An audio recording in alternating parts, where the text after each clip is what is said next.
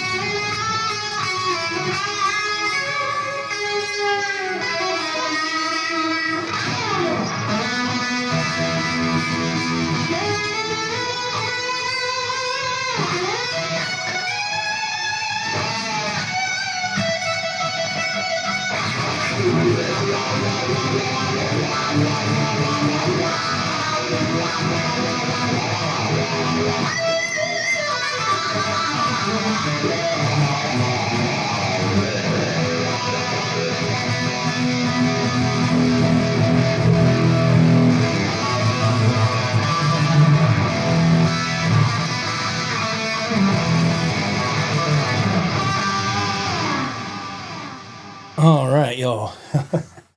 How's everybody doing this evening? All right. This is the new axe right here, man. My Hendrix Fender Strat, man, and I love this guitar. I got it one day last week. Yeah, man. The Tobacco Sunburst, and as you can maybe see behind me when I get situated, I got a couple more back there, and I got this from Music Go Round.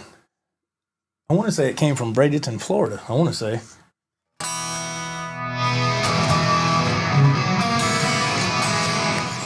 Beautiful guitar, man. All right. Let me get ready to address the chat, and let's cut all this stuff off here. Had a lot of fun playing some Hendrix, or trying to anyway. I have a confession to make, but we'll get right to it. Hang on.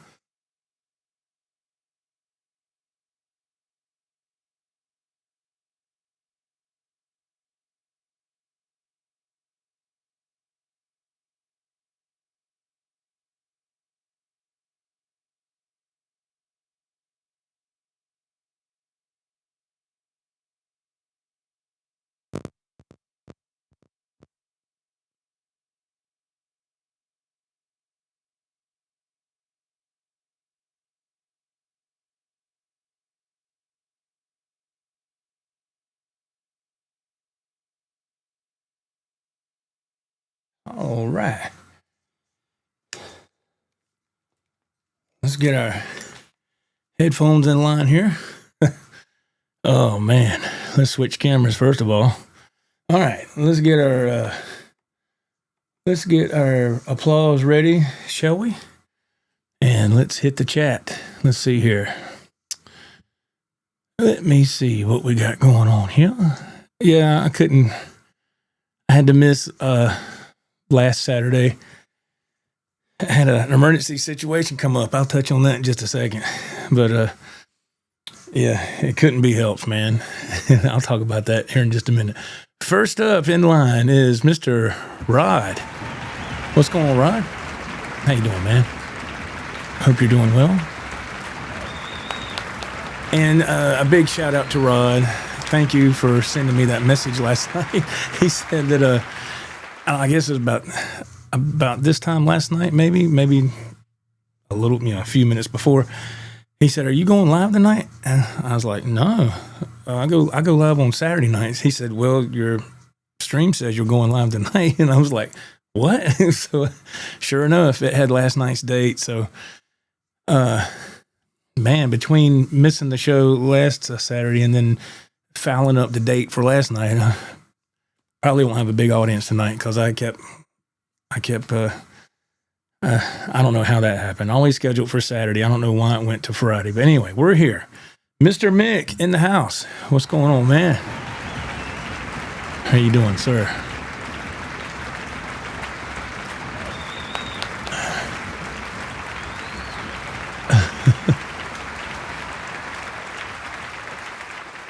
Hey, we got Bloody Soup 74. What's going on, my friend? How are you? He says, hey. In my Fat Albert voice, I bet some people don't know what that is. I know millennials have no idea what that is. I do. I used to watch Fat Albert when I was a kid, man. Used to watch that all the time. Let's see here. See if we can get this thing to move. Let's see. Let's see. Blue Monks. What's going on, sir? How are you doing? Thank you for being here. I appreciate it. Michael Curtis, hey man. He said, "Who's the guy in the intro?" Yeah, I will be glad to address that.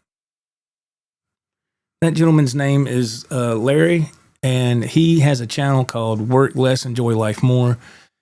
He has a great channel. It's about camping, and he was kind enough to give me a shout out on his channel, and I was blown away, man.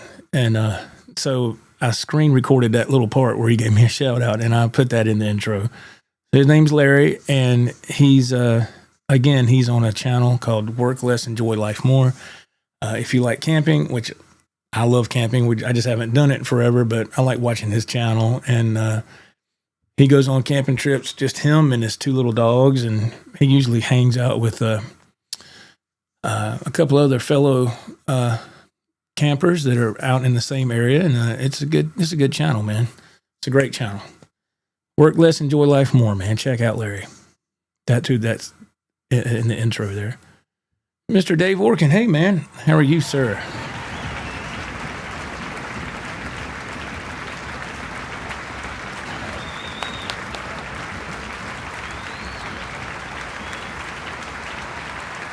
Blue Monks, thank you, man. Thank you. I appreciate the kind words, man. It's I was wanting to make a confession about the last Hendrix song, Purple Haze. Now that song, this is no kidding, man. I just started messing with that song last night. I've never really dove into that song because it's kind of tricky, man. It's got some funny string skipping and stuff in the intro, and I got it the first time around, and then the next time around, I kind of was like, oops, went into the wrong spot on a couple of those. So I just started doing it, going into that song last night for a brief moment, and then I had to today. I was in here, I was playing all day long, trying to get ready for my birthday is next Saturday. So we're going to have people over here and have an outdoor party and all that. So I'm trying to get songs together so I can play. I'm going to perform out here, just a backyard party kind of deal. And so I'm going to jam and play and just have a good old time and entertain the people. And so I'm trying to get about 20 or 22 songs down. And so it's like, okay, work on Purple Haze a little bit, then go over here and work on this batch of songs, then come back over here and work on this. Like, whew, your mind's going on a lot of different places, man. So, but anyway, thank you, Blue Monks. Appreciate that. Thank you, Michael Curtis. Thank you, man. That's very nice. Thank you. I appreciate it.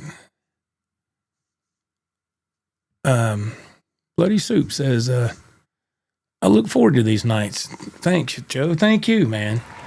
Again, last Saturday, I'll tell you what happened last Saturday real quick. So I was in here getting ready. I was actually warming up, man, and playing some songs. It was 8:15. So I had 15 minutes till I went live. And as you see, let me see if I can use the other camera. Engineer man, please. You can't tell, but the door is right over there to the room. And so whenever that door is closed, my wife knows that I'm either recording or I'm getting, out live or whatever. And she only opens the door if there's something going on, something wrong. So I was in here and I was warming up and I had 15 minutes to go live, right? And that door opened up and she peeked in and she goes, "Are you live yet?" I was like, "No." I said, "If I was, you'd be on camera." She would have been ill, And I said, No, honey, I'm not live. What's going on?" And she said, the sink's broke. And I was like, "What?" And so I went out there to look, and sure enough, you turn the water on, and you could hear the pressure, but it went like it just stopped at the faucet. It wouldn't. So I went and checked the water in the bathroom, make sure it was working. Yeah, it was working. So I had to cancel the stream last Saturday. I had to run to Walmart and buy a new faucet fixture and the assembly and everything, and play plumber last Saturday. So I didn't get finished with that until 10:30 that night. So I had to reschedule. That's why. So, and big shout out to the few people that were sending me messages, man, checking on me. That was really kind. They was like, "Hey, is everything all right?" And I said, "Yeah, man, I appreciate you checking, but I said, yeah, I had an emergency come up. I had to get this fixed, or I didn't want to mess with it on the next day, which would have been Sunday, and I start my work week then, so I didn't want to get too much going on there. So that's what happened last Saturday. That's why I had to reschedule. So those things do happen. Michael Curtis says he looks forward to these nights as well. Thank you, man. Very kind. Thank you.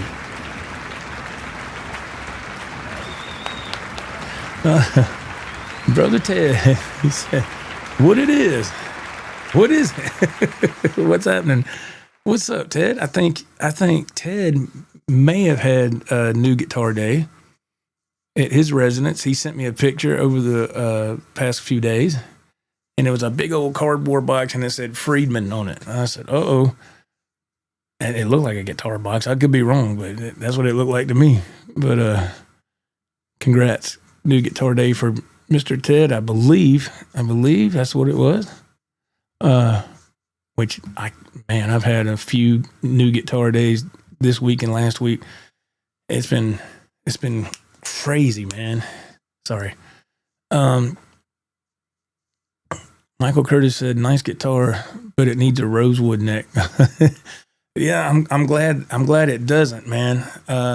I love the Hendrix models, and I'm thankful they have. Well, that's not a Hendrix model. That's just my Fender.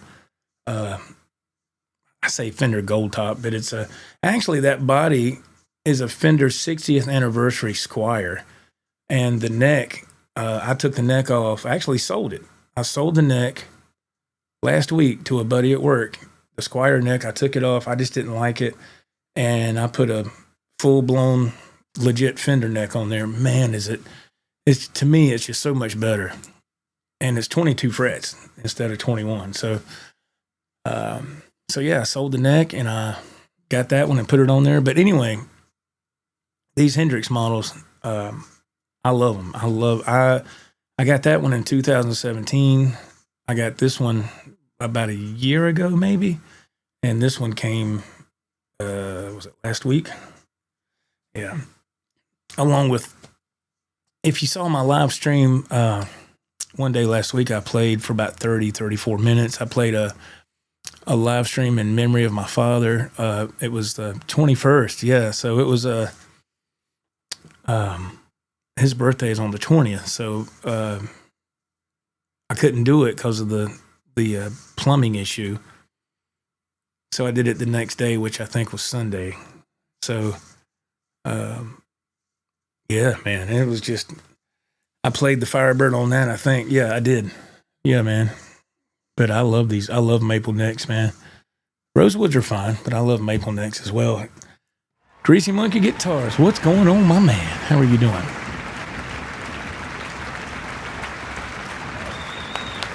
Oh, man. Jimbo, what's going on, man? How are you doing? Jim Gidger, what's going on, brother? Got that new lawnmower? Yeah, man. I know he's glad of that, man. No more push mowing in that yard. You got him a ride mower now? Yeah, man. Let me scroll on down and let's see what's going on. Greasy Monkey has a question. Joe, what's your opinion of two of the major Fender? I was getting ready to talk about that. Yes, sir. I got it pulled. I got the article pulled up. Thank you for saying that. And I have to give credit where credit is due about that. I didn't know nothing about it until my buddy Jeff sent me a message earlier. I was heading to get my wife and I some dinner, and he sent me a message on Facebook Messenger, and he said, "Hey, have you heard about this?" And I was like, "No, I didn't." So it was very surprising. But hey, Paulie, what's going on? How are you doing, man? He says, "Hey, yo, Joe, what's going on, my friend? I hope you're doing well. I ain't seen you in a long time. I see you on Facebook all the time." But yeah. Let's see. Mr. Dave Orkin, he says, I have toy podcasts marked off every night of the week, Saturdays or for the Joe Wentz podcast. Oh, wow, man. That is super nice, man. Thank you. Thank you, man. That is, wow. God bless you, man. God bless everybody who's here. Hey, brother Andrew, there he is. What's going on, man? He says, what up, Joe and chat? Dropping by to say hello. Have a great show. Thank you, man. Catch you on the replay. Thank you, man. Thank you for saying hello. I appreciate that very much. That's really nice, man. Really nice. Polly chimes in. He says, I'm good, brother. How are you? I'm doing okay, man. Thank you. Yeah. I'm doing all right, man. Doing all right. And we're sitting there talking about new Guitar Day, and Reverb getting bought out by two other entities. Is that right? Am I saying that right? Two other companies, whatever. So I have these three. Whoops, wrong way. I have these three Fender Hendrix models, and that one will be coming down one day next week, and it'll be replaced by another Hendrix model. What will it be? What will it be? I'll tell you what it is, because I can't stay quiet for stuff like this for long.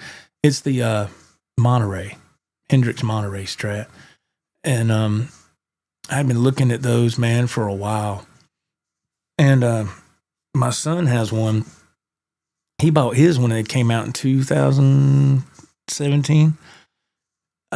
Between 17 and 19 is when they made them, and then they stopped.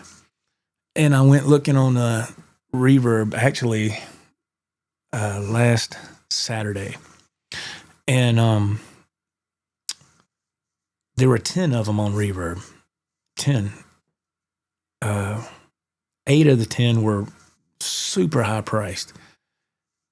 The 9th one was a decent price, but the guy wasn't going to pay to ship it. It was a local pickup deal. And the last one I looked at, it was a decent price, but I shot him a bid, and he countered. I countered again, and then we settled on a price. So yeah, man, that'll be coming. I'm guessing probably Monday or Tuesday of next week. That's what I'm thinking. Let me go back up here and let's see.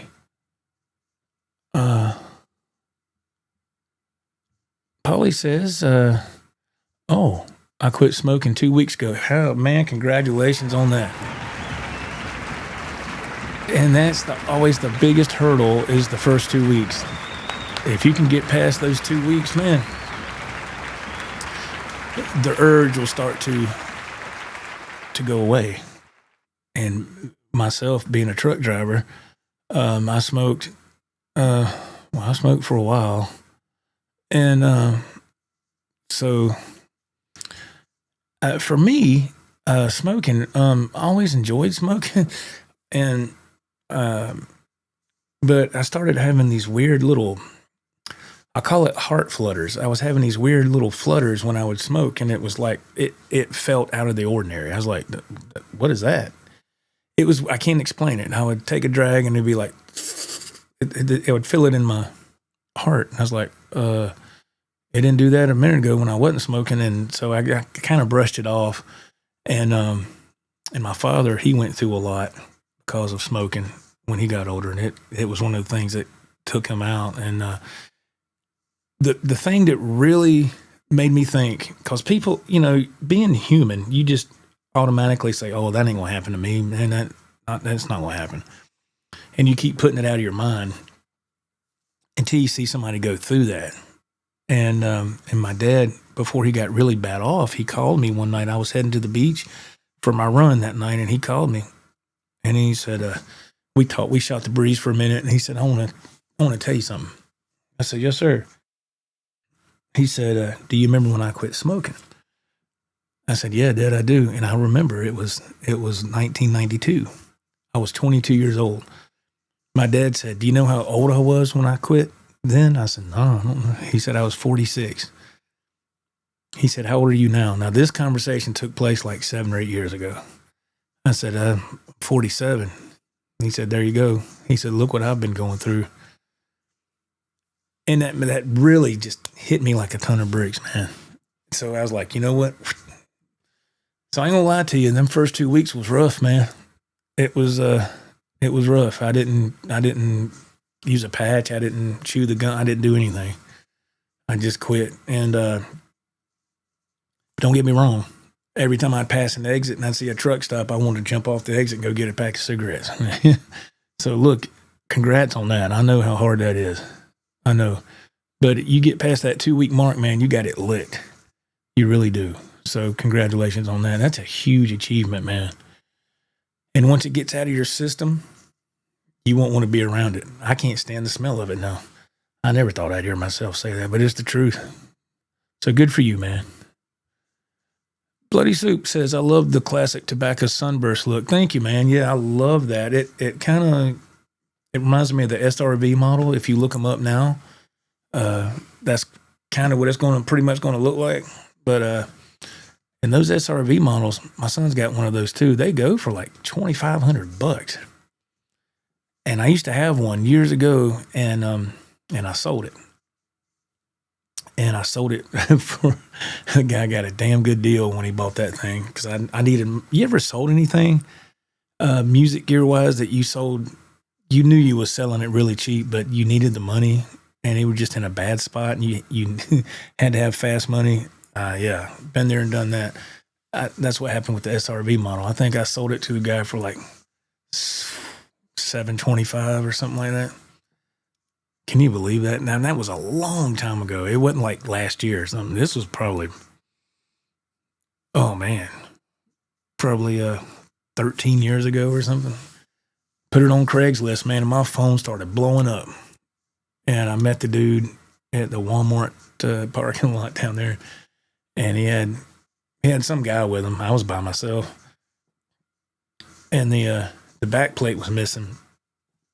And he saw that. He goes, oh, man, you need to take some money off for this back plate. And I was like, really? And he said, yeah, my partner here, he's an expert on guitars. I don't know if he was or not. I was like, whatever, man. He goes, how much do them back plates go for? His buddy said, about $25. He's right. So it was $750, and I knocked it down to $725. But I said, okay. So, you had to do what you got to do, man. Polly says the white one is sexy AF. Love the headstock. Thank you, man. That's the Olympic white. I call it the Woodstock guitar. And yeah, one of my favorites is the purple one there. They made that a limited run, and those are hard to find too. But they're really nice, and those guitars play so good, man. Those are some great playing guitars. They really are. Let's see. Rod says that I don't miss smoking at all. I don't miss it now. Like I said, the first 2 weeks was tough, and then after that, I was able to get away from it, and I'm glad I did, man. Because the minute you quit smoking is when you start putting time back on your life. And I know it's easier said than done, but it's the truth. Let's see. Bloody Suit comments. He goes, I saw the new Fender Strats with the Floyds. They look sweet. Yeah, man. I have a Fender Strat back there in the warehouse that has a Floyd on it, and I bought it years ago. I swapped out the neck on it because I had 21 fret. I wanted 22. I put a maple 22 fret neck on it. And the Floyd is old school. And, but yeah, it's great, man. It's a great guitar. And I like to play it a lot. Let's look at this reverb news here. Let me see, make sure let's see, you got to give me 1 second to share screen and all this stuff you got to do. Let's see. So we got to add the scene, and we got to spotlight it. It's what they call it. So let me hop back over here. All right, so we got. In case you don't know, for people who aren't familiar, now I saw on Facebook before I went live that people on YouTube are talking about this like 3 days ago. So I just found out about it today. The musicians, shops, and brands who use reverb have always been at the center of of all that we do, rather. And then that's a quote. Then it says, unquote, reverb has been acquired by 2 new investors and will once again become an independently operated company. I was like, man. So it goes on to say, The online musical instrument marketplace, best known for its vintage and secondhand music gear, has been sold by Etsy, which had acquired the company in 2019. Wow. Okay, so let's go down further, and we'll get into the two companies who purchased it. Let's see. Music gear marketplace Reverb has announced that two new investors, Creator Partners and Servco, will be taking over Reverb from Etsy. This means that once the deal closes, Reverb will once again be privately held, independently operated company for the first time since 2019. The two investment companies boast varied portfolios. With Creator Partners, they hold stakes in BMI, SoundCloud, Color Studios, and Mogul, and Servco, having been involved in the musical instrument industry since 1937, including a long history with Fender. So this is going to be very interesting. I don't know. It makes me wonder if things are going to change over at Reverb. Are they going to raise any fees? Kind of hard to say right now. Let's see. Furthermore, Reverb emphasizes that while both investors have stakes in Fender, Fender will not receive whatever special treatment on Reverb, I guess. I don't know.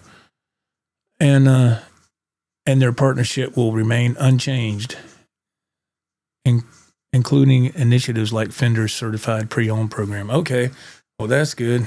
That's good to hear because I'm going to tell you, man, I back in the day, let me cut this off. Back in the day,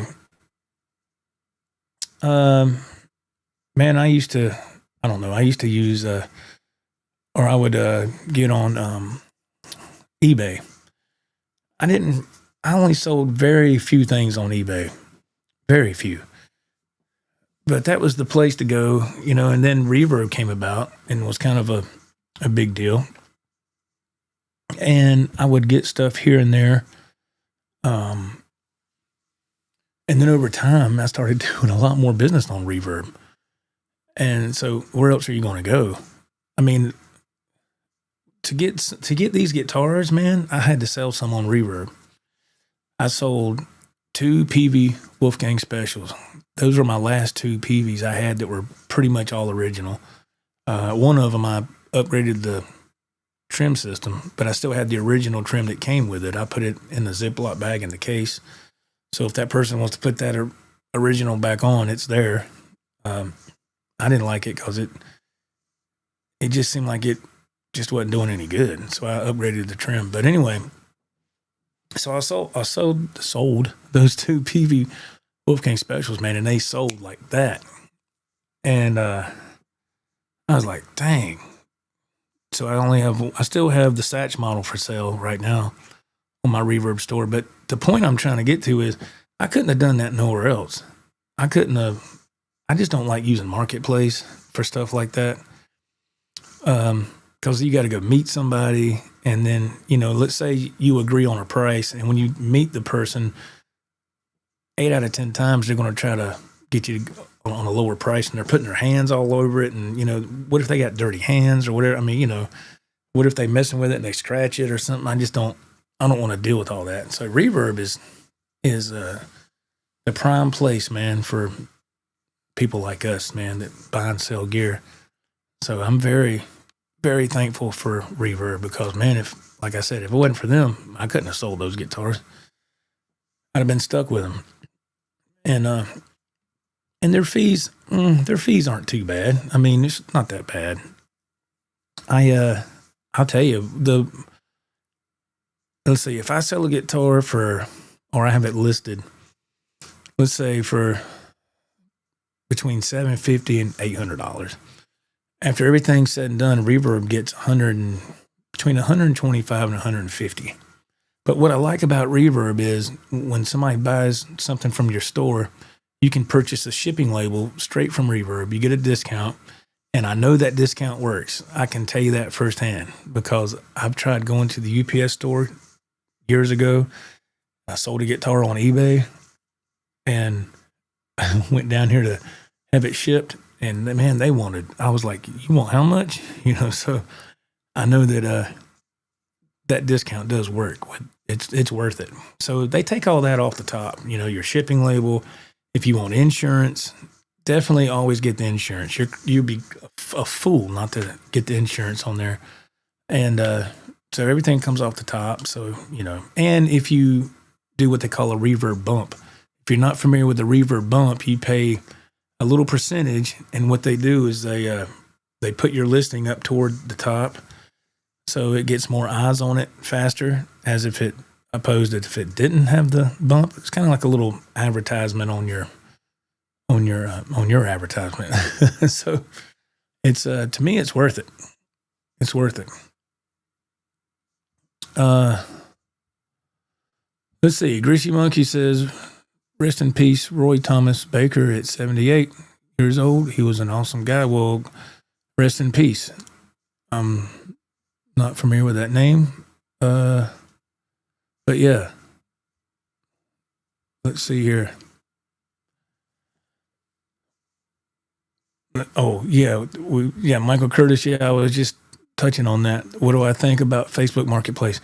I don't care for it. I mean, now, with that being said, that's just for me selling guitars on it. I mean, there's a lot of people that use it. My son uses it, and he's done really well with Marketplace. But he's sold like game systems and games and all that. He does really well. So, but to me, selling guitars on Facebook Marketplace, I'm not saying don't do it. I'm just saying I just don't like it for myself.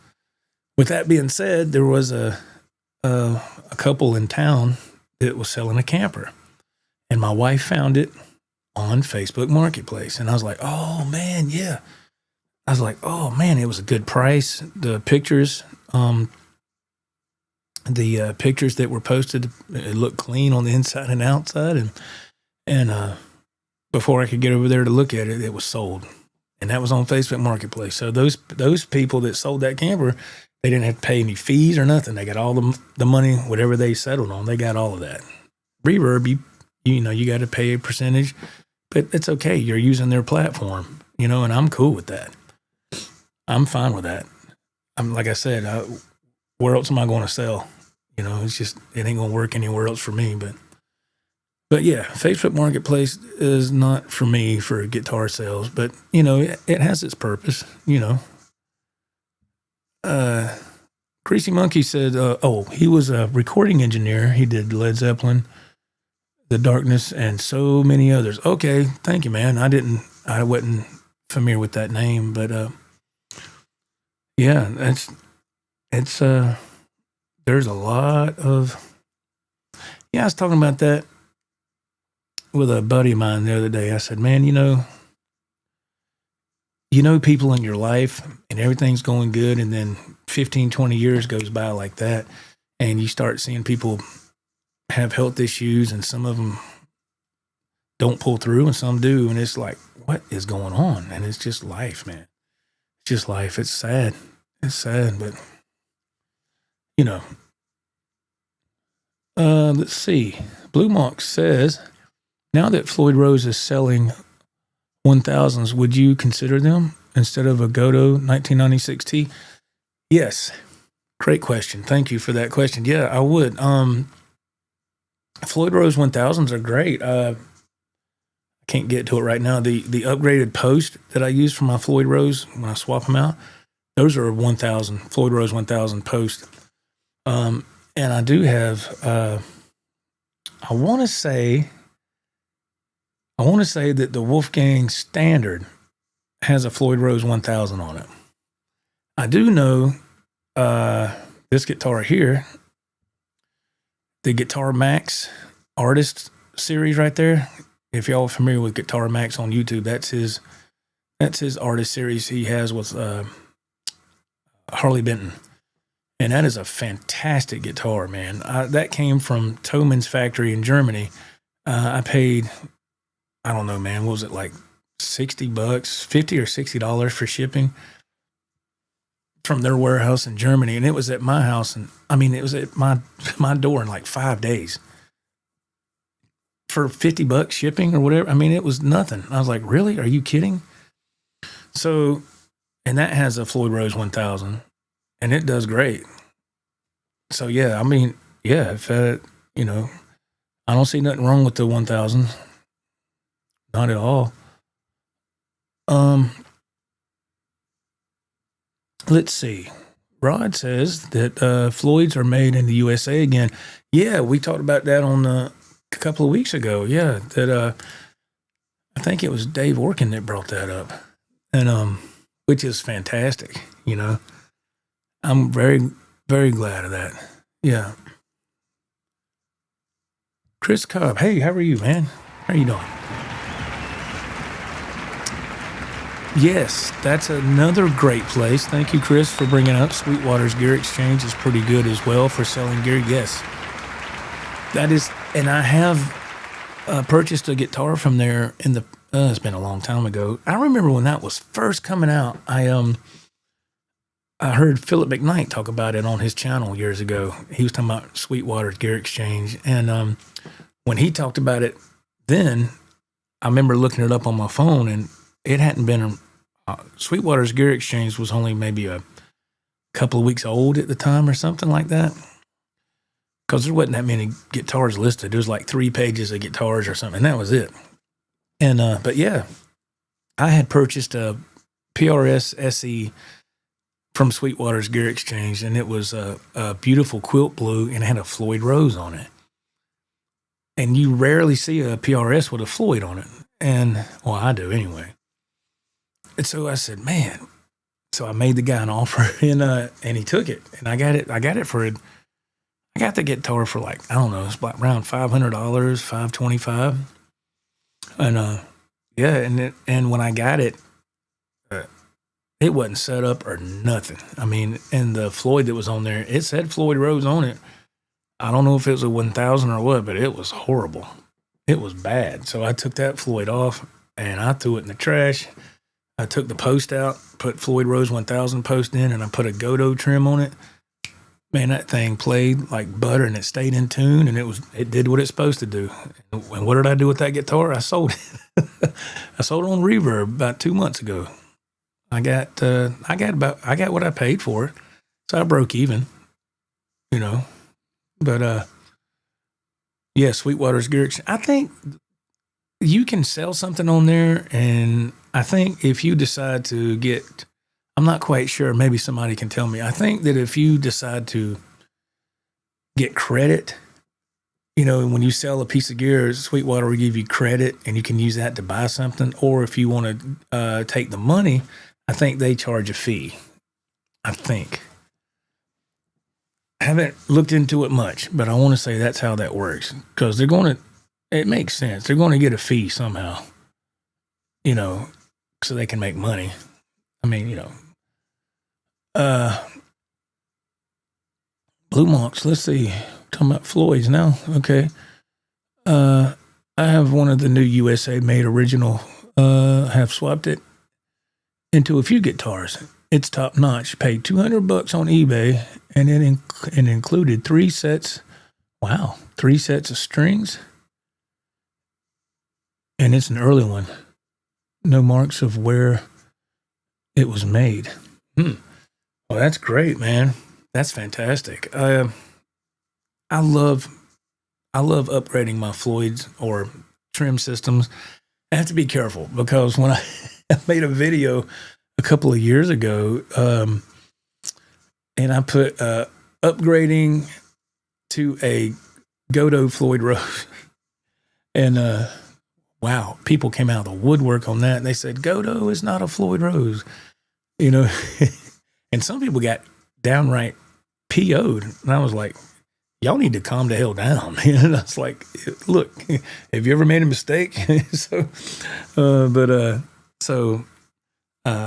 love upgrading trim systems, man, especially if it's a cheap Floyd that, you know, you can just tell, especially if it's real shiny and if it says Floyd Rose Special on it, man, chunk that thing and get rid of it. Do yourself a favor. This guitar right here, the blue powder, see it right there? That's a Schecter. I got it I've had it now for maybe 3 weeks, I guess, 3 or 4 weeks. And it had a Floyd Rose Special on it. And I liked it. I liked the way it reacted. I liked the way it felt. It was really smooth.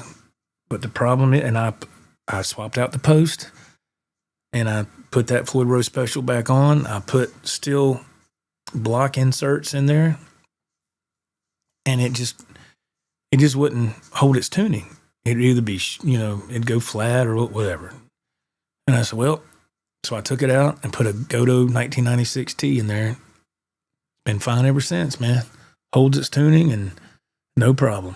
So upgrading your trim system can really do wonders, man. It could really do wonders. So, yeah. Let's see. I think Chris Cobb makes a comment. Let's see. He goes, yeah, that's right. 100% gift card on Sweetwater, or you pay a fee. Okay, thank you. Yeah, I wasn't quite sure, but it's been a long time since I looked on Sweetwater's Gear Exchange. I bet they have a lot of stuff on there now. I don't need to. I can't help. We all window shop, don't we? All of us. I mean, we all are here for one reason. That's for guitars and gear and talk about guitars and gear and all that cool stuff. Michael Curtis, he says, flux capacitor to fluxing. Sorry, random comment. Oh, yeah. Yeah, that is. It's working tonight. Yeah. Well, one of the recent times I went live, the power went out. And I'm sitting here talking and everything just went, the lights went out and everything. And then when it came back on within like 3 seconds. And everything came back on, but the flux capacitor, it didn't come on. It was off. I was like, uh-oh. But, yeah, man, I'm telling you. And people are probably wondering, do I still like the Tank G? I did I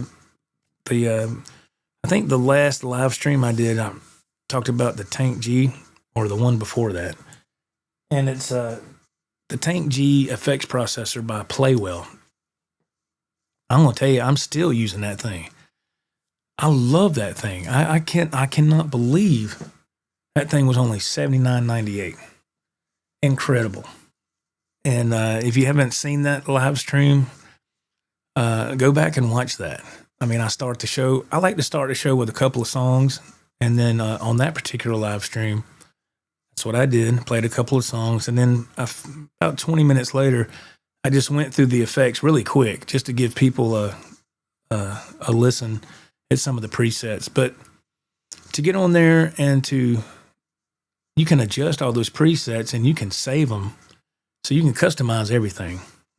So it's I think there's 9 banks and there's 4 patches per bank. So you're looking at 36 patches that you can edit and make it your own. That's incredible. That's incredible, man. And so, I mean, I've always been, ever since I've been doing these little live streams, I've always been the guy that's tried to, sometimes you just got to spend some money to get something good. I mean, to make it work. Sometimes you just got to. But sometimes you can get lucky, like the Tank G, and get something like that, and it'll work, and you get lucky. Has it always worked out that way for me? No. But the Tank G, I'm still happy with it, man. Very happy. So if you haven't looked at any of those, I mean, just, don't take my word for it. Look on YouTube at some of the reviews, man. I was like, wow. Let's see here.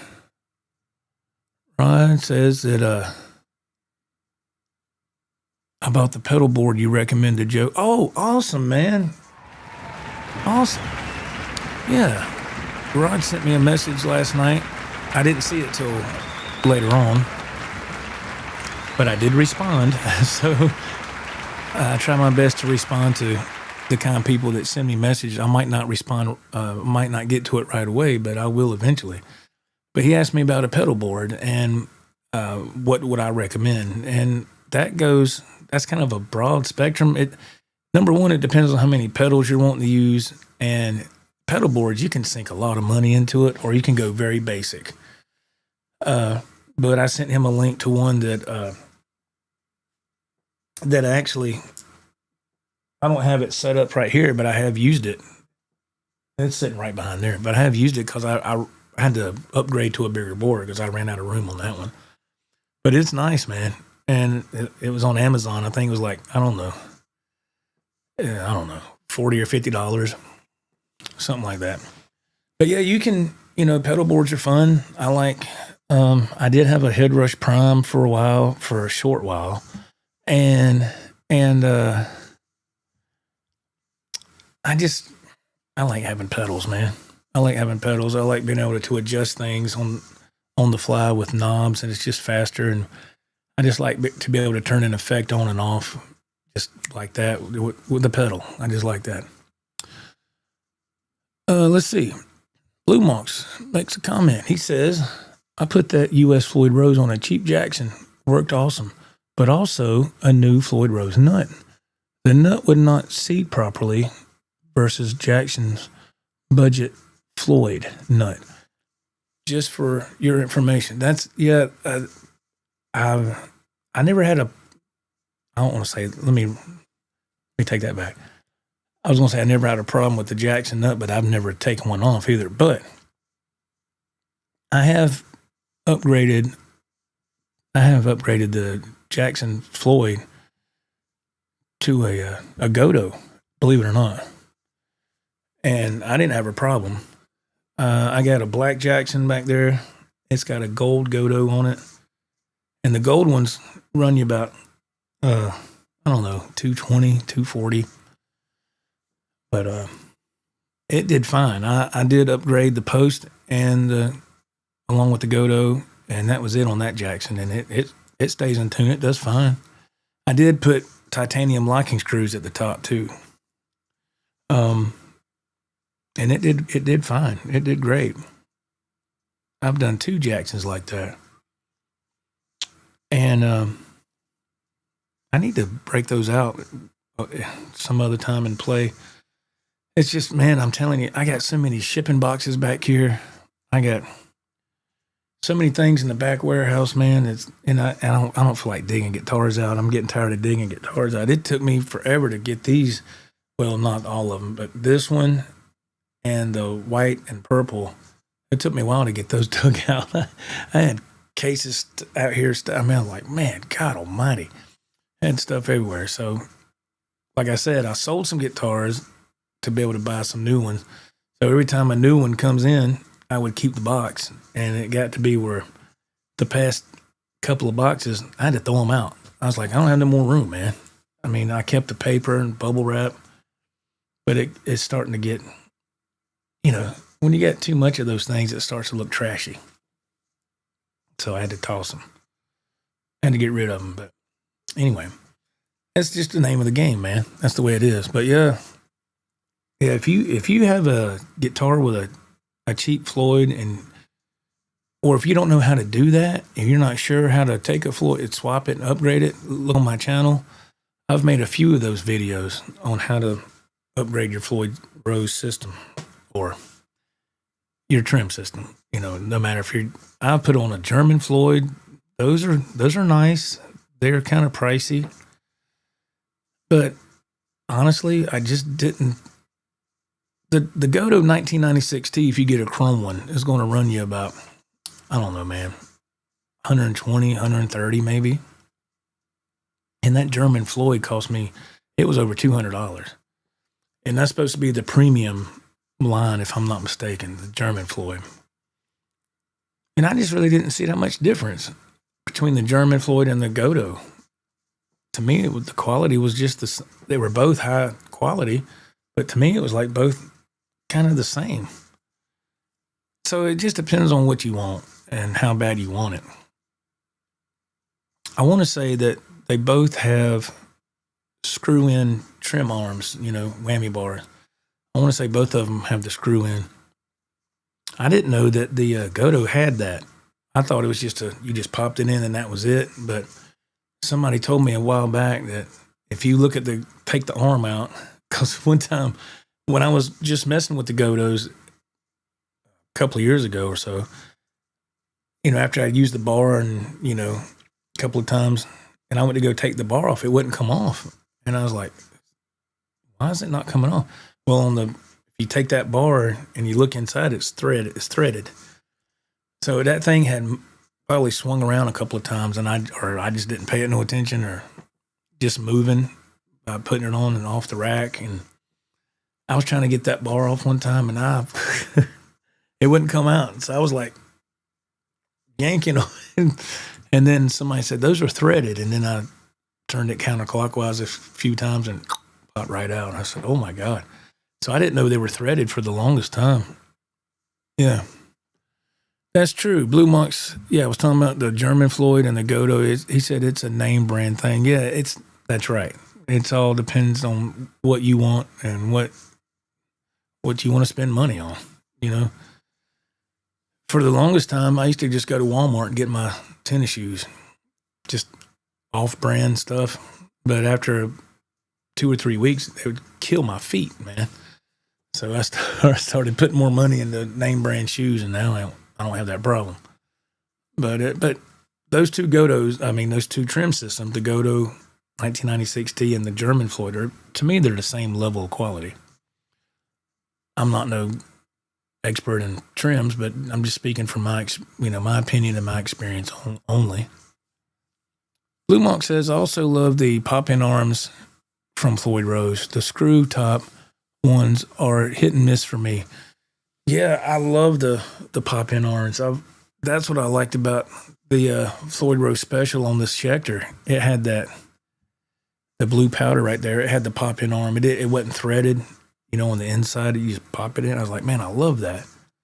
And but I had to swap it out. I had to go and get the new Godo on there. But it's all right, man. It's okay. And also, too, when you're upgrading your trim system, man, and if the springs they just seem too stiff, you can swap those out too. The springs I buy are actually Fender. They're black. The Fender springs, because they're light tension. And man, you swap those out and put those Fender springs in, that trim arm will just float. It's so nice and smooth. It's I just did that on a whim one time. I said, man, I'm tired of when I change these out, the bar is really stiff, and to try to do a dive bomb, so I take one of the springs, I take the middle spring out to try to, get the tension not as high. But then when I did that and I go to tune it up, then the Floyd would raise up, and I said, that ain't gonna work. So then I said, let me try these Fender springs. So I actually Googled it, and then there was a recommendation, and I went to Amazon and I saw them. They come 6 to a pack, and I looked at the reviews, and the reviews were out the roof in a positive way. I was like, oh, okay. So I bought a pack. Wow. It was night and day, man. I took them 3 chrome springs out that were giving me trouble, and I replaced them with those black Fender springs, man. And I was like, now I had to, once you do that, you're throwing the balance off. So you have to, when you start to tune it up, you might have to turn the screws inward on the back cavity of the claw. I call it the claw. I've heard people say bear claw. On the back, it's got the springs on it. So there's 2 screws that go into the body. And when you're tuning and you tune up and it keeps reading flat on your tuner, on the back cavity on that claw, those 2 screws, take your screwdriver and turn a little bit, and then turn it and make sure that plate is level, straight. Make sure it's not like this. Make sure it's straight, right? Not one way or the other. Make sure it's straight. And every time you tighten those screws, it's pulling. So it's going to pull that. I call it the balancing act. So that's just part of the setup process. And I have had before where when I tighten the locking screws down, after I get everything set up, I tighten the locking screws. Because it has to set. It's going to have to settle because you got new strings on, first of all. and you swapped out your springs maybe, or even if you didn't, you put in new post or whatever. Just a whole upgrade scenario, right? So you'll have everything in tune, but when you start to play it, and of course when you dive bomb a few times, you're going to have to fine tune it because you got it locked down up top. So you got to do the fine tuners, and you'll do that. So be sure to leave you some slack on your fine tuners.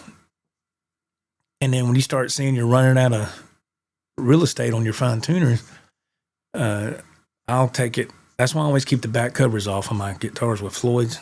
Flip it over and turn them screws about maybe half a turn, maybe. Just, I always do just a touch and then go back and check it again.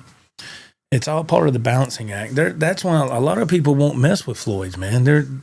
I've heard people that get a guitar with a Floyd and a string breaks, they won't change it. They'll just leave it alone and they'll leave it in the case. And I was kind of shocked. So I started messing with Floyd's. It was years ago. It took me a long time to just kind of understand the whole balance of it all, if you will. It took me a while, and now I totally get it. Some people probably wouldn't take them that long. It took me a little longer, but let's see here. Rod says that I also use the Fender Black Springs. Yeah, they're great, man. Not only can you put them in your Fender guitar, but you can use them for Floyd setups, and they work fantastic. I need to put some links to these things in my description because those links that are there now, some of that equipment I don't use anymore. Some I do, but some I don't. And I still got that I'm using an interface and a DAW. I don't even use that stuff no more. I need to update my description box down there. But still good for people who never have had one. They could still use it, and figure out what to do. Brother Ted says, I think the best investment these days for guitar players who love amps is a reactive load box for running your tube or solid state amp into a DAW or a PA without the need of a cabinet. Oh, yeah, there you go. That's nice. Reactive load box. I want to say I remember you saying something about that before. How much do those things run? Yeah, that's nice. See on the what am I looking at? Don't even know where I'm looking. I'm on music room. Over here, I have on top of that Marshall cabinet is a Katana 100-watt head, and it's got the built-in Boss effects. And you're supposed to be able to go direct with that to your interface or whatever. And I remember I did a long time ago, and I was kind of disappointed. But then again, it could have been user error. I could have had something different, but you're supposed to be able to go direct out with that into an interface. And I don't know. It was cool. It was a long time ago. But that is cool, though. Reactive load box for running your tube or solid state amp into a DAW or a PA without the need of a cabinet. That's cool, man. What will they think of next? I love information about new gear, man. I love it. I've generally been lucky with Floyd Rose. They hold tune for months or longer. Yeah, they do, man. They do pretty good. I mean, I've got so many guitars back there in the back in cases that have Floyd's, and I haven't touched them in a long time. And I'll dig one out, and I'll go to play it. And I'm like, it might be just a little out, like just have to do the fine tuners, but for the most part, it's not bad at all. So I'm very happy with it. Yeah, they do really well. Very happy with Floyd Rose, man. And Godo. I've put in more Godo units than Floyd's, but I like Godo better because it's just, you can't beat the price for that upgrade. Speaking of amps and pedals, Michael Curtis here. He said, has anyone tried any of the Marshall pedals that came out a few months ago I'm interested. I'm interested in checking out the JVM one. Oh man, I have not personally. Wow, that's interesting. I haven't looked into Marshall products or their pedals. I never have, because I think most of their stuff is going to be like an amp based kind of.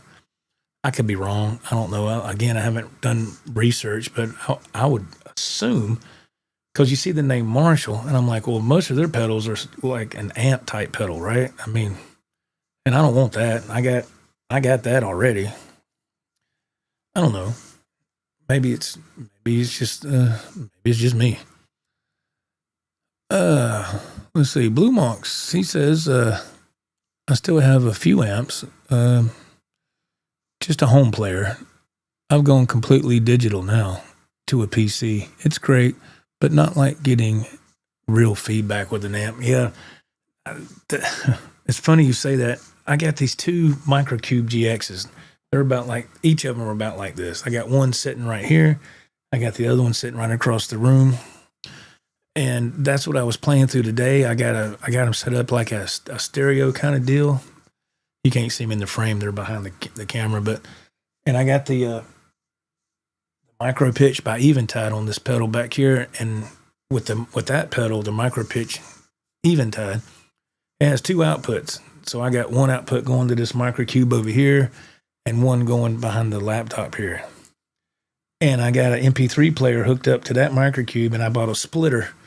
So I got the aux cord going into the Microcube. Or from the MP3 player to the Microcube. And then the splitter is coming out of the MP3 player, and I'm running another aux cable over here to this one so I can hear the music in both amps. So that's what I'm going to be using for the outdoor birthday jam. Now, these are small amps, but it's going to be great for what I'm going to do. It's just a small little thing.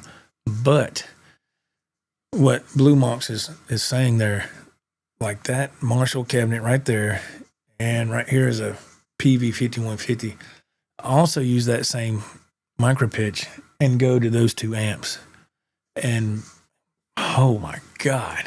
And it's like, it's a full wet setup is what it is. And it sounds incredible when I go through these half stacks. And I can't do it much because it's loud. But there's no feeling. You're right, Blue Monk. There is no feeling like that, man. It's just, you just sit there and hit a G chord, boom, and just let it ring out and it starts feeding back. Or especially if you got a Floyd, you hit a note and it start doing the whammy bar. Especially if you got a Sustainiac pickup in your guitar like the Schecter. It just sounds so good going through a stereo setup, especially with two half stacks. It's just, there ain't nothing like it. I wish I could drag all that outside and do it, but it would be way too much trouble, and it's not worth doing all that. But it would be fun. Let's see here. All right. Dave Orkin, hey man, he says, is that Engel? Am I saying that right? Just came out with a Fireball pedal that mimics the amp. Oh, okay. And there's a couple of amps that I sometimes see online here that I've never tried, and I've always wanted to, and I just never, like, I don't play a lot of blues, but I would like to get one day, is of course no time soon, I'd like to get a Fender amp, something that's really good to play blues with. I just don't know which one to get. Or let me rephrase that. Which one I could afford, I guess.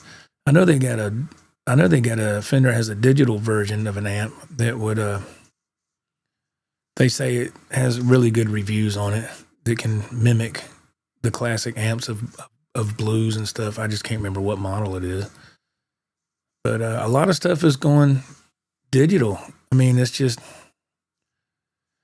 I guess it's personal preference. There's nothing wrong with having a tube amp. I got them. And I got digital amps. But, when I went to pick up our dinner last night, there's a place up here called the Philly Grill. It's a great place. It's been there for maybe a year. really good food. And I went to pick up the food last night, and the owner handed me my food. I never talked to him before, but everybody up there is really nice. And I just asked him because I wanted to ask these places, this particular place. I wanted to ask them if they would like to have any live music. And when the owner walked up, I could tell he was the owner. I could just tell by the way he carried himself, and he's a little bit older than me, not too much. He's maybe, if I had to guess, he's probably 60, maybe between 58 and 60. So he brings me my food, and it's in a big old, remember the old brown paper bags from the grocery store? It was in something like that. It's folded down and it had my name on it.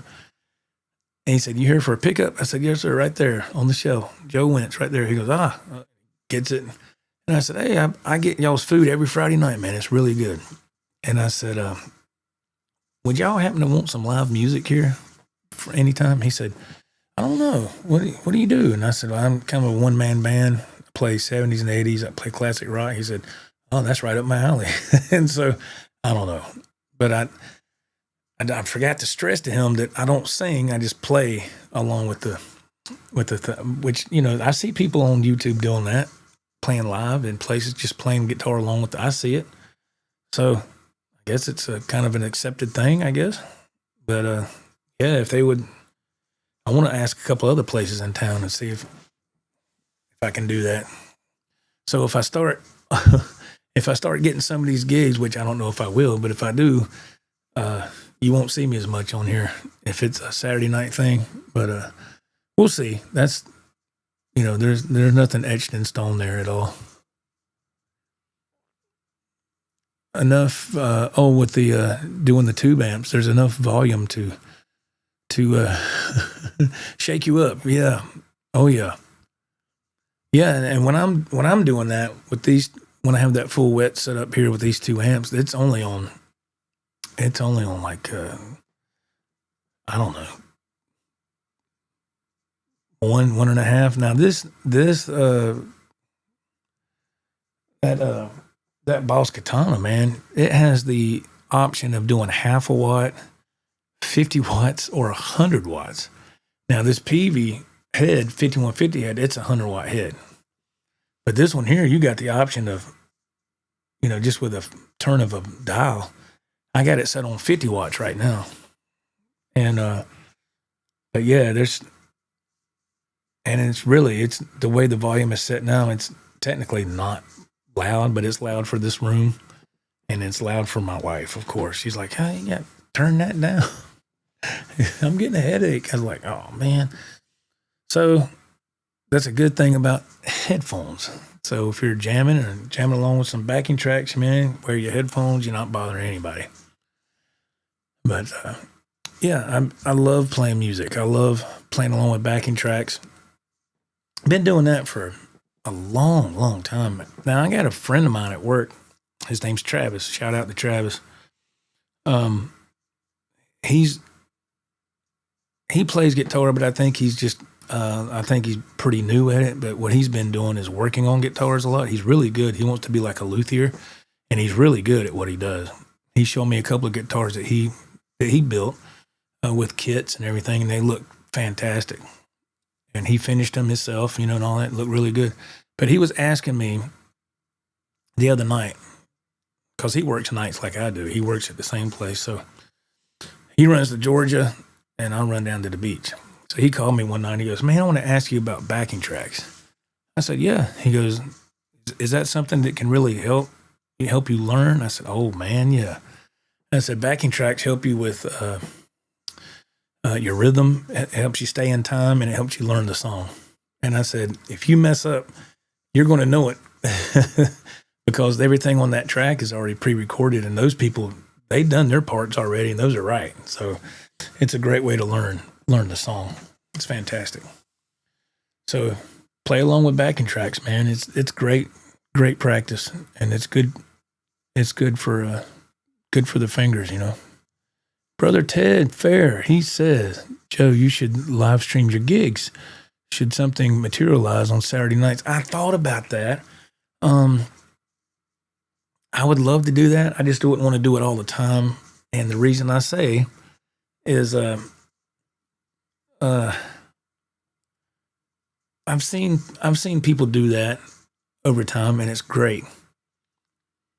Now these places, if they have loud music, these places are small, so there probably wouldn't be that many people.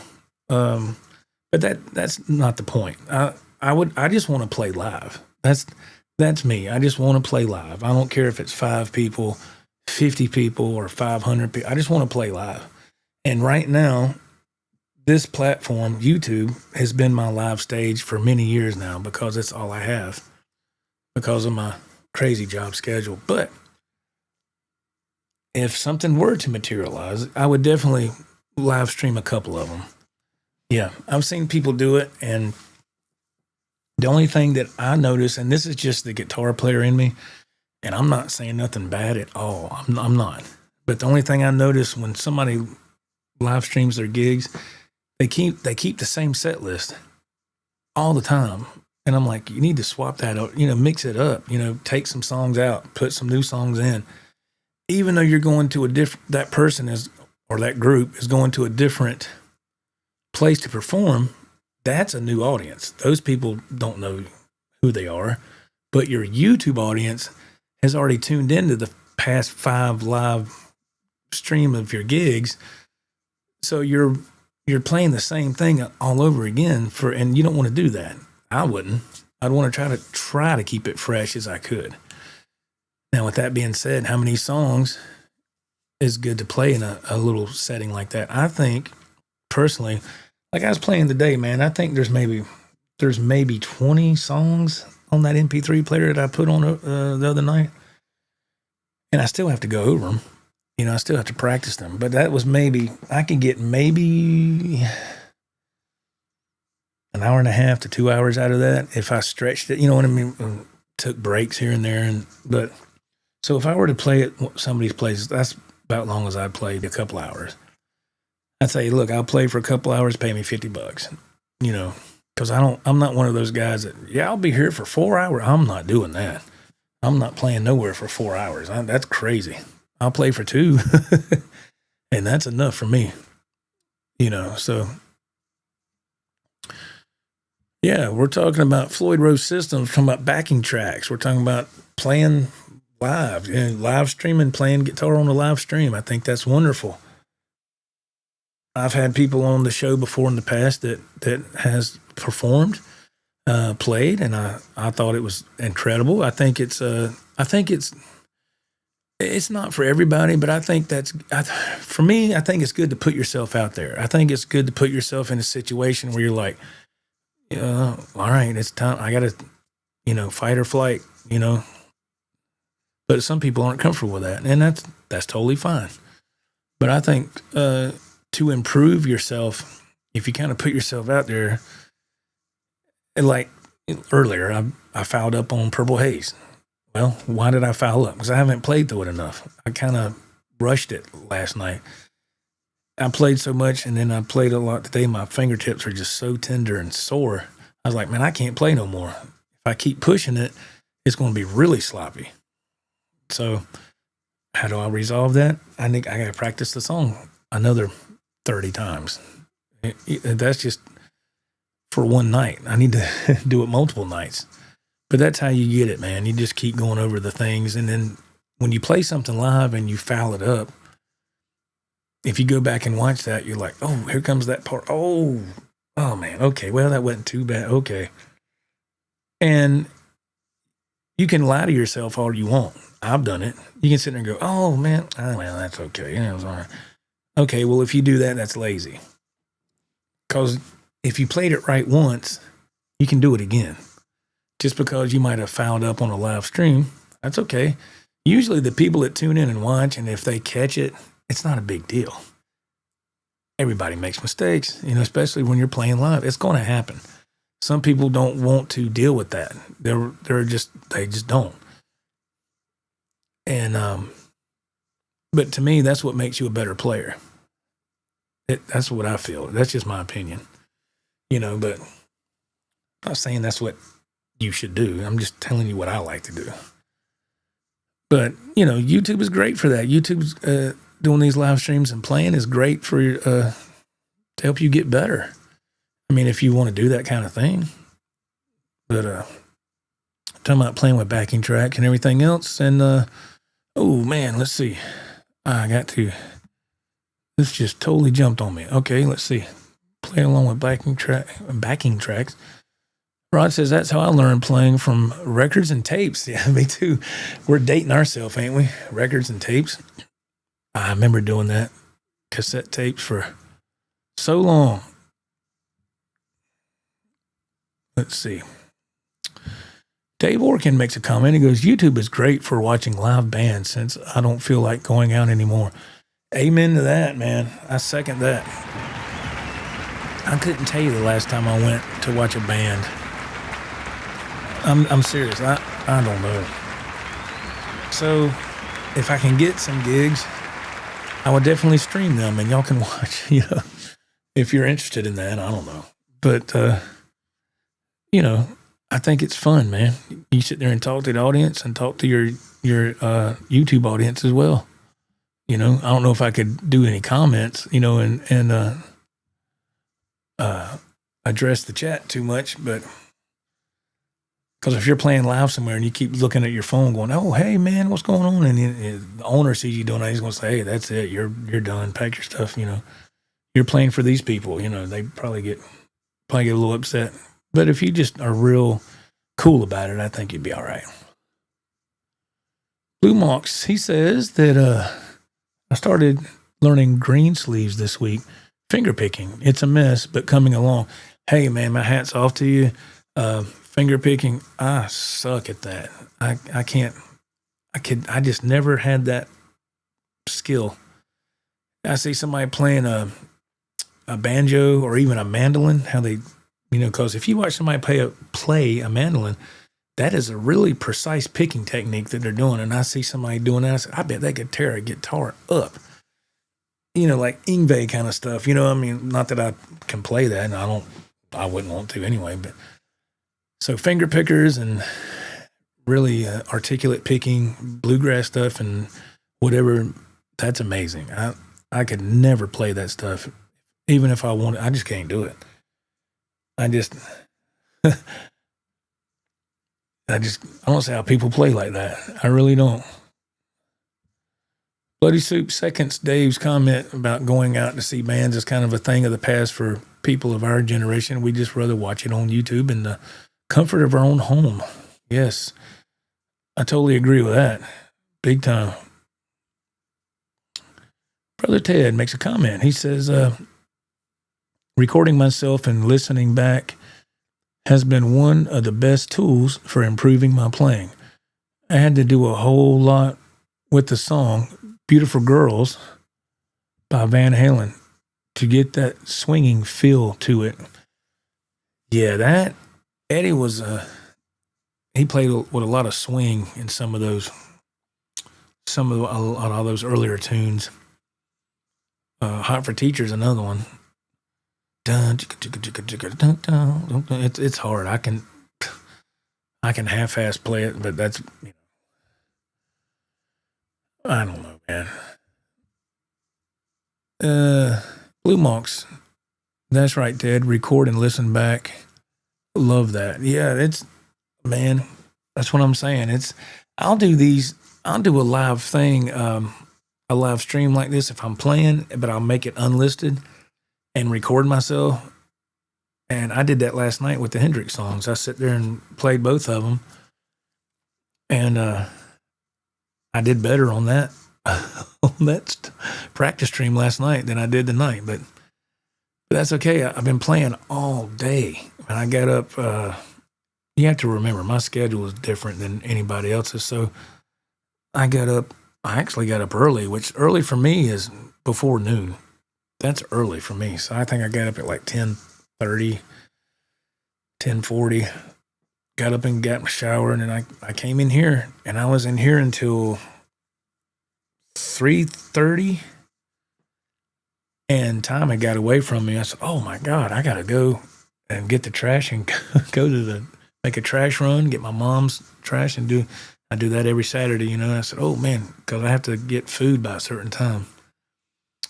But yeah, so oh man, I popped my knee. Dave Organ says that David Lee Roth was the one that told Eddie, you want to make people dance, not stand there. Yeah, that's true. And what I never could figure out, especially when you watch Van Halen, as the years went along, Eddie would move around like crazy on stage. And then when it really came to my attention is when Sammy joined, and then Live Without a Net came out. Him and Sammy both were doing all these like leg kicks as they was going across the stage, and both of them in unison and playing and didn't miss a lick. And I was like, how the hell did they do that? I don't see how I just wish I had a big, like a stage, just for if I could do that once or twice and just set up my equipment and just have room to move. Would I run around? Probably not. But I'd sure try to move around. I try to move around in here if I can, because there's nothing more boring than watching somebody play and they're in one spot and they're looking down the whole time and they just don't move. And I was guilty of that for a long time. And so I try to move a little bit in this space. It's not a real big space, but it's more than what I had before. So I just try to move back and forth. And I don't know. When you get into the song and you get into it, that kind of just takes over on its own, the whole body movement thing. But as far as jumping around and spinning and on it, I ain't doing none of that, man. I don't see how those guys did it without completely messing up the song, I don't see how they did it, man. Oh, there he is, man. Jimmy Z. James Z. What's up, man? Van Halen forever. Yeah. What's going on, Jimmy? Yeah, man. Yeah, I go in waves with Van Halen. I sit there and the air just kicked on, so if you hear that, sorry. I go in waves, man. I'll listen to Van Halen. I'll listen to that for a while, and then I'll get out of that phase and listen to something else. I've been listening to, here lately, I've been listening to, of course, Hendrix, ZZ Top, a couple of Keith Urban songs, just, I don't know, I guess just trying to keep my musical palette on what I'm hoping to play next Saturday. Do y'all want me to stream that? Do y'all want me to stream the birthday party next Saturday? I should have asked that. I don't know if people are interested in that or not. My buddy Ralph might come. If he does, he'll be the cameraman. I'll just have him have my phone and do a live stream, holding the phone while I'm playing and just playing outside. And it's not gonna be a lot of people, but hell, man, I just love to play. But y'all let me know if I can do that next Saturday, and then I don't know, something different. Let's see. Let me check this. Let's see here. Ted Fair says, sad to say, but we may not experience another Hendrix or Van Halen in our lifetime. Who knows? I agree with that comment. To me, man, I can go on a whole nother tangent about what I'm going to say with the guitar. I think I will, and I'll let y'all chime in and see what you think. But I think, in my opinion, I think whatever's going to be done with the guitar has been done. I don't think it can go to another level. I think it's been done to its potential. Here's the part that seems to tick a lot of people off when I say this. And it's just my opinion. People have to realize that you have the right to your own opinion. So, but have you ever seen, and it's mainly with acoustic guitar players, they do all this stuff and they're like flicking all this stuff and tapping and doing all this and doing all this weird stuff with the guitar. That drives me nuts. And I'm like, what are you doing? You know, and it's just play the guitar. You know, start doing all this stuff, and to me, it's just too much going on. And I'm like, that sounds weird. But that's just my opinion. I think somebody's trying to take it to another level. I appreciate what they're trying to do, but it does nothing for me. When I heard Hendrix, Van Halen, Steve Vai, Joe Satriani, when I heard those guys, it made me stand up and take notice. I was like, whoa, that's some badass shit right there. But all this damn stuff with the acoustic they're doing and all this, they can keep that. I think that's just a bunch of noise. I sound like an old man. But y'all tell me what you think. That's just my opinion. Jimmy Z, Van Halen, for me, by 20 miles, and then everything else is after that. Hey, man. I hear you. I love Van Halen. Don't get me wrong. I love them. I just have to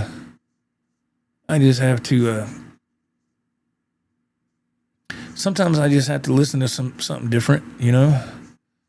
Keep the palate cleansed, but I always come back to Van Halen. I always do. It never goes away. Hey, Leo Metal Guy, what's up, man? Joey, what's up, man? Ain't seen you in a long time. He says, hey, Joe, Red Beach would go nuts on stage. He played insanely and never missed a lick. Ain't that something, man? Ain't that something? How do those guys do that? I wouldn't know how to act being on a big stage. Being out of this little space here, I wouldn't know how to act. I would definitely try to take advantage of it, you know? Oh, okay. I was asking, should I stream my birthday jam next Saturday? Like I said, it's not going to be some big production. It's going to be in the backyard. There's not going to be a lot of people, but Jimmy says, yeah, stream it, Joe. Okay. That's one vote. Rod says, yes, do it for sure. Okay. So it's going to be streaming live on my phone, so the sound quality is not going to be like this. It's just going to be with a phone. So just keep that in mind, you know. And let's see. Leo Metal Guy chimes in. He says the days of Jimmy, Randy, Eddie, and Jason Becker are long gone. I don't think we will have guitarists like that again. I don't think so either. I don't think so either, man. I'm just glad that we were able to experience such a great generation of guitar players.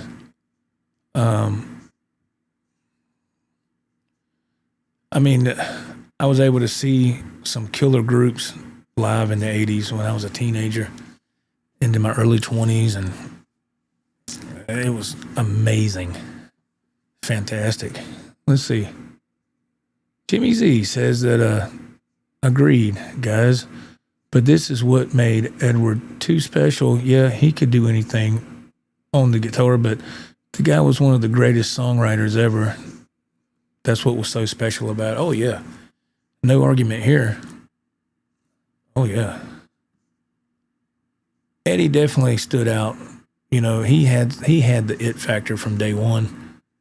When just think of all the backyard parties that Van Halen did. You know, before they got signed, man, they had backyard parties and they had like 1,200 people at a backyard party. What the? Can you imagine? And the cops would show up and the helicopter would come and all that. Man, you couldn't do that nowadays. Yes, Blue Monk says, VH and such, thank God it destroyed disco. Yeah, that was a pretty big deal. Pretty big deal for them to come along and take out a whole genre of music. Well, it's kind of like grunge. You know, I think that was how, for my generation, that's what grunge was. Grunge came and went pretty quick. Thank God. I was not a fan of grunge. With the exception of maybe 2 songs that I thought was okay. And, but I just wasn't, I don't know. I'm a Gen Xer, man. So I was born in 1970. So for me, it was all about classic rock, 80s and hair metal and 80s rock and all that. That was the ultimate time. I mean, that was one of the 80s and 70s. Well, there'll never be nothing like that again. And I was thankful to live through that. So when grunge came, I was like, what is this? Now, with that being said, there was a point where 80s hair metal, I know a lot of people don't like that term, but I don't know what else you'd call it. 80s hair metal was getting too cookie cutter. It was. Something had to change. It had to. I mean, it had to. And boy, did it ever when grunge came out. I just wasn't a fan. Wasn't a fan of it. But, that's just me. Oh, what's his name? I watch his channel. He's got a second channel, Rick Beato, too. I watch that sometimes for his interviews, and he loves grunge. And I was like, wow. I was really shocked at how much he likes grunge. But, people's musical palette everybody's different, And, if you like it, there's nothing wrong with that.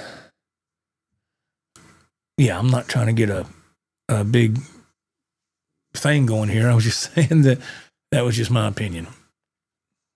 And there's a buddy I went to school with.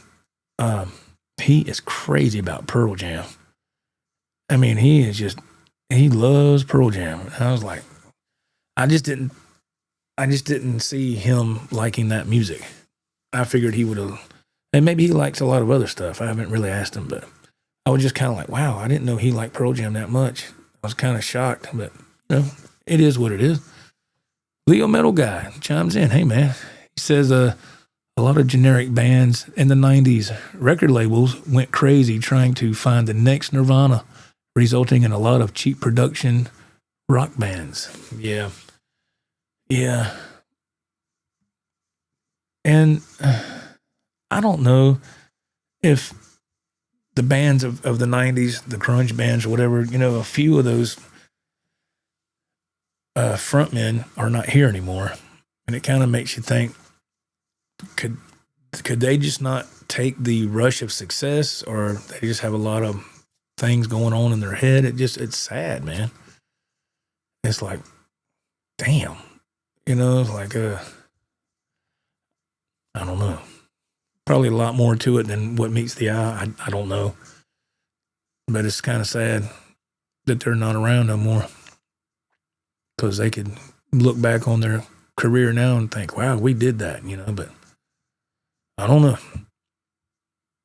Blue Monks, I do like a few groups, Alice in Chains, Stone Temple Pilots. Yeah, like I said, there's a couple of songs I like from that era. I mean, I just wasn't a huge fan of the whole thing in general. I like the, what's that song that Stone Temple Pilots does? It's the acoustic version of Plush. I thought that was cool, but just my opinion. I liked A Chorus Man in the Box, because it actually had guitar solo in it, and it sounded awesome. And that was the only Alice in Chains song I liked. I never was a Guns N' Roses fan. Can you believe that? I'm sitting here barking about the 80s and all that stuff, my prime decade growing up, and Guns N' Roses came out, in 87? I just couldn't get on board with them. I just didn't like their music. They had the look, killer look, but I just couldn't stand their songs. Man, I didn't like them, the music. Rod says that Alice in Chains is still one of my favorite bands. Jerry Cantrell was a local guy in my area in Washington. Yeah, that's awesome. Yeah, he's an excellent guitar player, man. I think they opened for Van Halen at one time when Sammy was with him, I want to say. Yeah, we're talking about grunge, the 80s, 70s, classic rock, whatever y'all want to chime in, feel free. Let me know your opinion. Ted says, I was split on grunge. I grew up as a kid in Seattle. Love Alice in Chains and Soundgarden. Couldn't stand Nirvana and Pearl Jam, though. Yeah, I mean, it was definitely different. When I first heard Nirvana, Smells Like Teen Spirit, and when I first heard that, now, I was so dumbfounded when I heard it on the radio, and I was like, this is the thing that's getting all the radio. I mean, this is getting all this attention. What is going on? And I actually went to the record. That was what? Nirvana came out in what, late 91? Something like that. So I actually went to the record store when they still had those, and I bought that cassette single. Y'all remember those? I bought the cassette single because I couldn't believe what I was hearing. I was like, this has to be a flash in the pan. I bought the cassette single, Smells Like Teen Spirit, and I played it in my car. And I was like, this has to be a joke. I don't get it. And I never did. I never did. But, I just wasn't a fan of that stuff.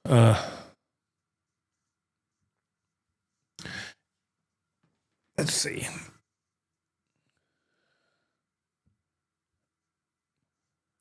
Let's see. I live in Smoky Point. Alice in Chains drummer was my neighbor's brother. Saw them and hung out with them before they took off.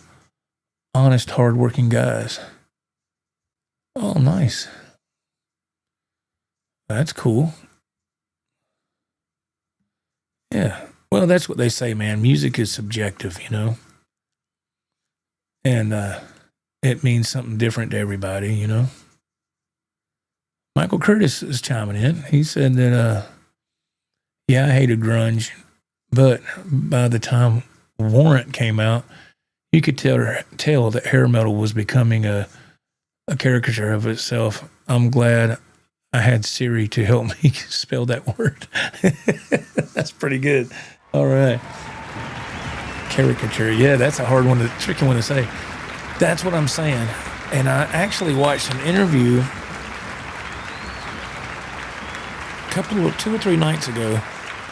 I can't remember the name of the channel, but the guy was interviewing a guy that played drums for Warrant on their last album that had came out.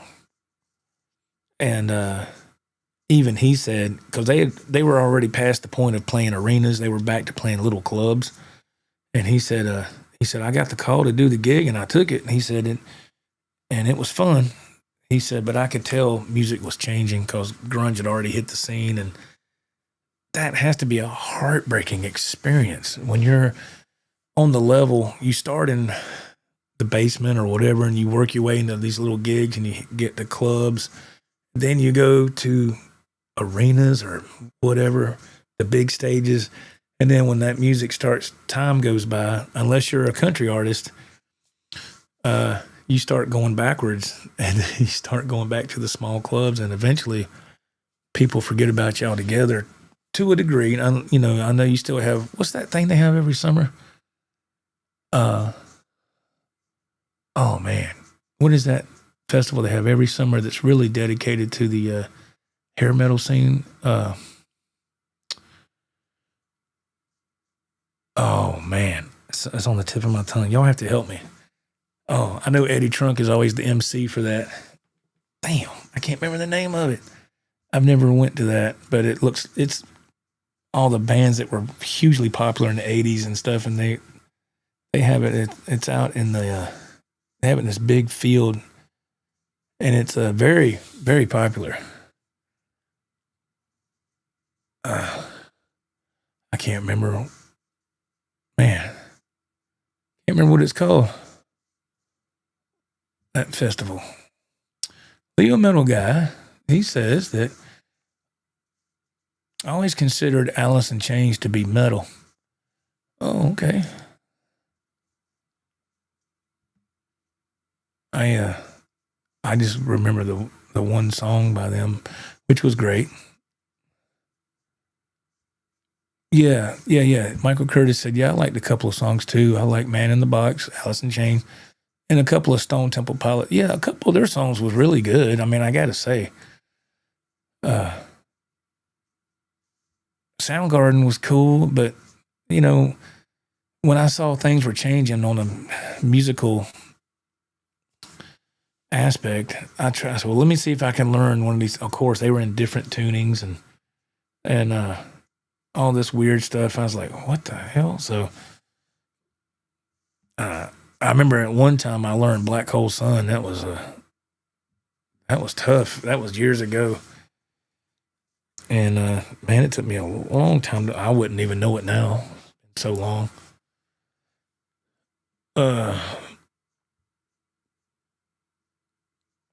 Let's see.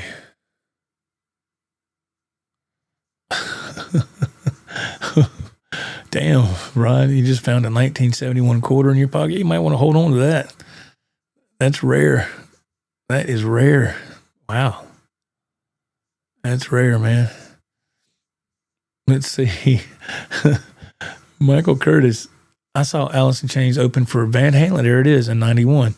I remember liking all but one song, but now I couldn't tell you anything they played but Man in the Box. Yeah, I remember hearing Sammy talk about when he saw them, he invited them to the tour because he knew that they were going to be big. And he said, man, those guys scared me, I guess because they were just that, they had hit success so fast. So Sammy invited them on tour, and which I found interesting, to say the least. But that was nice of them to do that, you know. Let's see. Michael Curtis says, a festival. I think I know what you're talking about. I can't think of the name of it either. Yeah, I can't remember the. It's in like Oklahoma or something. It's something for the hair metal. I have to Google it. It's driving me crazy. I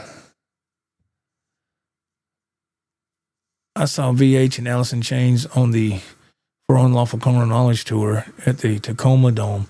Unforgettable experience. Yeah, that's awesome. This popped in my head. I don't know if it's right. Is it Rocklahoma? Is that the name of that festival that with the hair bands? That word keeps popping in my head. I don't know if that's right. Y'all let me know. Or somebody Google it.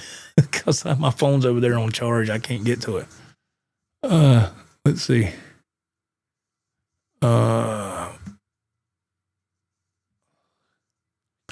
Michael Curtis says that he saw Peter Frampton right before the pandemic. What? Oh, man. Let me go see if I can.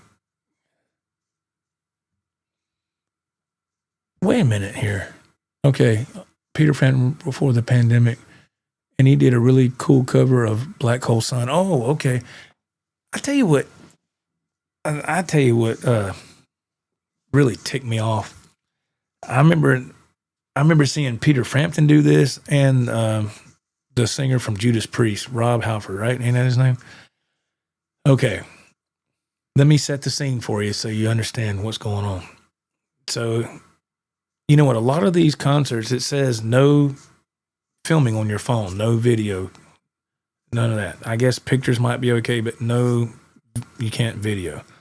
So I remember, y'all might have seen this. I remember it showed Peter Frampton. Somebody was at the front of the stage and they were filming on their phone. Peter Frampton saw it and he walked over there and he I guess he held his hand out and the person thought he was going to do like a cool thing with their phone. He took it and threw it. And the person lost their $1,200 phone and he went right back to playing the song. And I was like, wow, what a dick move. You know, that was, yeah, I know. It said no filming, but he didn't have to do that, man. He didn't have to. And then I saw that dude, Robert Halford, he walked up, somebody had a phone, he kicked it. He kicked it out of their hand. And he was still singing, you know, and he kicked the damn phone out of their hand. I was like, wow, what an asshole. But, yeah, when I saw those two guys do that, I lost a lot of respect for them. I was like, man, you didn't have to do that. I mean, come on, man. You know, are you going to do that to all the other people filming you can't get to? You going to see them after the show and take their phone or kick the phone or something? I mean, come on, man. That was ridiculous. I don't know if y'all saw those clips. I remember seeing them. I was like, wow. Blue Monk says, my wife was a classical ballerina and loves all music. Thank God, because I suck, he says. Okay. Well, that's cool, man. Ballerina. Let's see. I was asking if somebody knew the name of that festival with all the hair bands from yesteryear. I said Rocklahoma. Leo Metal Guy confirms it is Rocklahoma. Okay. All right, so I was correct. That was going through my mind, and I was like, is that right? Am I saying that right? But I think they have that right in the middle of summer. Like I could be wrong, but I want to say it's right smack in the middle of summer. And a lot of people that go to that, man, they end up having to go to the medical tent because they're getting dehydrated and it's so hot. And a lot of people are drinking and they get dehydrated and they get sick. But, yeah, I've never been to nothing like that. But at least they have something like that for at least there's one show during the year that those bands can come together and kind of be like they're on a big stage one more time. One more time. How's that saying go? One more time for the big time. But yeah, that's cool. And what makes me feel weird is when you see the audience, they're all our age, Gen Xers. I'm like, oh man, those people probably feel like I do. I remember seeing these bands when I was 18, Now everybody's older and got gray hair and they got grandkids. And like I said, time goes by so damn fast. Where the hell does the time go, man? God almighty. But, yeah, if I want to also throw this out there, people that tune in all the time, especially in the chat, I really appreciate y'all being in the chat. If you ever want to jump on, let me know if you'd be interested in doing that. I do use EVMUX, EVMUX. So if I sent you a link to jump on with, it's going to take you to EVMUX, and you have to do a couple of minor things to get set up. It's not hard, but if you ever wanted to be interested in jumping on the stream one night, let me know, and we'll do like a practice run.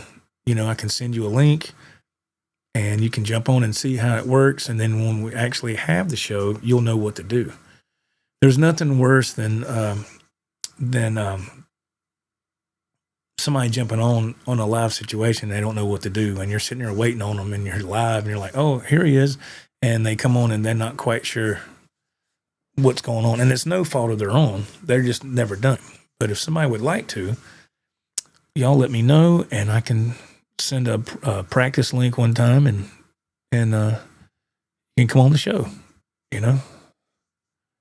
Let's see. Let me go back up a little bit. Brother Ted, hey man. He said Eddie Trunk once commented that cell phones and recording concerts kills live concert sales. What do they expect when artists charge astronomical prices? Yeah, it's things are, speaking of yesteryear and concerts, there is no way I would pay to go to a concert nowadays because of that right there. I think if you go to a rock show nowadays, it's going to cost you what, a few $100s for a ticket? That's insane. I'm not spending that. I'm not doing that. But yeah, I just look at the YouTube videos people post, and I didn't have to pay anything. So yeah.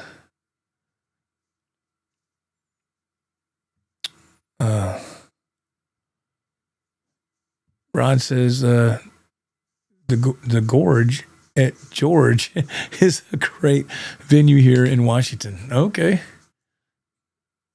That's cool. Let's see here. Bloody Soup 74, he says, I guess musicians like all sorts of different music. On Gene Simmons' solo album, he's saying, When You Wish Upon a Star. It was good, but not my cup of tea. Yeah, I didn't like none of those solo albums except Ace Frehley's. I like his the best. The other ones, I just I thought I thought they sucked, just to be honest with you. You know, but that's just my opinion. Yeah, Gene Simmons is kind of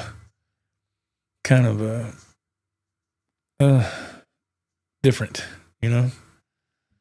Blue Monk says, I'm using EvMux and it works great. I love EvMux. I used to use StreamYard and I kept having issues when I would play live. Finally, I figured out that StreamYard just wasn't very compatible with my setup, with my laptop and all that. People that had like an Apple product, they didn't have no problem at all, but I did, and sometimes it would sound underwater, sometimes it would be okay, and you didn't know till after you was already live and already playing, and people in the chat would say, "Oh man, something don't sound right," you know. So I found out about EvMux, and through R2R3 Locking, he let me know about it, and so I looked into it, and it's 10 times better than StreamYard. You know, StreamYard's okay if you want to just talk, but I also perform, you know, so I got to have something that I can depend on. So EvMux is great. You know, it's great for playing live, man. Now I can't seem to make it work really well on my mobile, you know, the phone. I pulled up EvMux on my phone and it just kind of wigs out. It does weird stuff. And I was like, so I don't guess they have it set up for mobile version. I don't guess. I could be wrong, but I just use YouTube Live for that for my phone. But Leo Metal Guy, let's see. He says, the Joe Wentz Project, I'll come on and we can talk 80s metal. Yeah. Hey, I'd love it, man. Absolutely. Have you used EvMux before? Yeah. Let's see. Let me make sure I'm looking at this right. Bloody Soup says, has anybody ever tried Rocksmith video game to learn songs to try and get better at guitar? I have heard about that.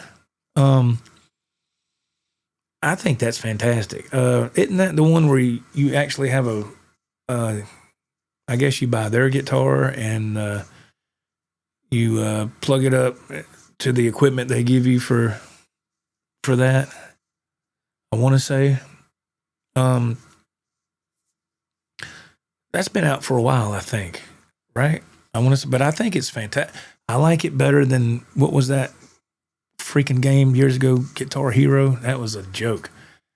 That was in this house for a short while when my stepdaughter and son still lived here a long time ago, and they had it. And I was like, you gotta be kidding me with this, man. And then kids would be posting on YouTube, you know, I did this song in the record time. I'm like, dude, you're not playing that for real, you know? And so I hated Guitar Hero. I thought that was dumb. Rod wants to know it's called EvMux, EVMUX, and it's a streaming platform. So you got different platforms you can get on here and link your YouTube channel with, so you can stream live. You can stream live on YouTube, youtube.com, but there's a lot of hoops to jump through, and platforms like this, like EvMux, make it easier to connect to your channel and stream live. And the reason I love this platform, EvMux, and like I said, is when I play, the audio is incredible. It's miles ahead of StreamYard. So that's what that is, Rod. Just type it in whenever you get time. Go to evmux.com and you can kind of see what I'm talking about. It'll give you prices of if you want to get a package, but you can read about it at least. One of my favorite bands to see live is Queensryche, Ted says. They always sound tight with reasonable ticket prices around $65. Wow. Well, that's awesome. Those days are long gone, ain't they? Man. Let's see. Leo Metal Guy, we're talking about EVMux and all kind of stuff here to help you learn guitar. Joe, I have not used EVMux, but I am tech savvy. Oh, yeah, okay, cool, man. Awesome. That's cool. Let's see, you're talking about Rocksmith to play guitar, learn. Oh, you can use your own guitar. Oh, okay. I thought they had, like I said, I don't look into it really well. Joey, are you on Facebook? If you are, send me a friend's request or something so I can communicate with you with getting on here.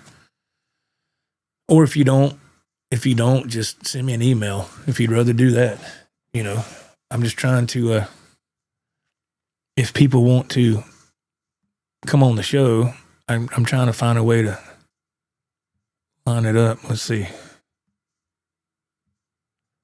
Oh man, I messed up. Let's see. Okay, let me put my email address in the chat in case anybody would like to be on the show.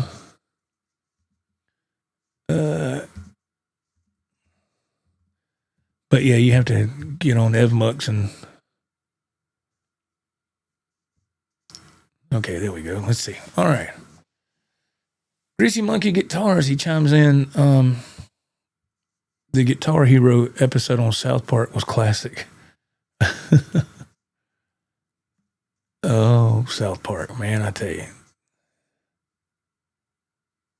Let's see. Bloody Soup 74 says Rock Band also had the same as Guitar Hero, but Rock Band was cool for the drums, and that's what I did. I can use a real electronic drum kit on it. Now that's cool. That's cool right there. Wow, that's awesome. Let's see here. Let me see if I can. Oh.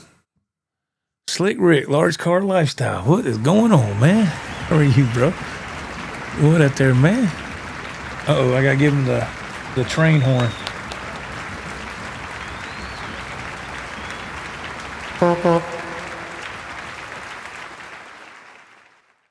Oh, Lordy. Yeah, man. The old train horn for the big rig. Oh, man. Yes, Blue Mox is trying to explain to Rod about EVMux. You can stream live with many people live playing. The latency or delay is basically zero. Yeah. If you stream live with other people at the same time, like everybody's playing the same song, the trick to that is you have to be hardwired. You have to have an Ethernet connection. Don't use Wi-Fi. You got to be hooked. Be hardwired in. Because the Wi-Fi, you're using a remote signal, and it's going to cause a delay. You won't be in time with everybody else, so you got to have a hardwire connection. But if you're just talking, like right here, that's fine. You can. It's not a big deal. But let's see.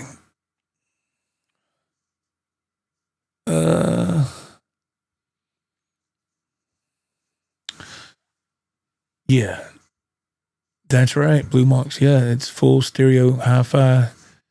You just need to set up your interface. Yeah, it's a lot.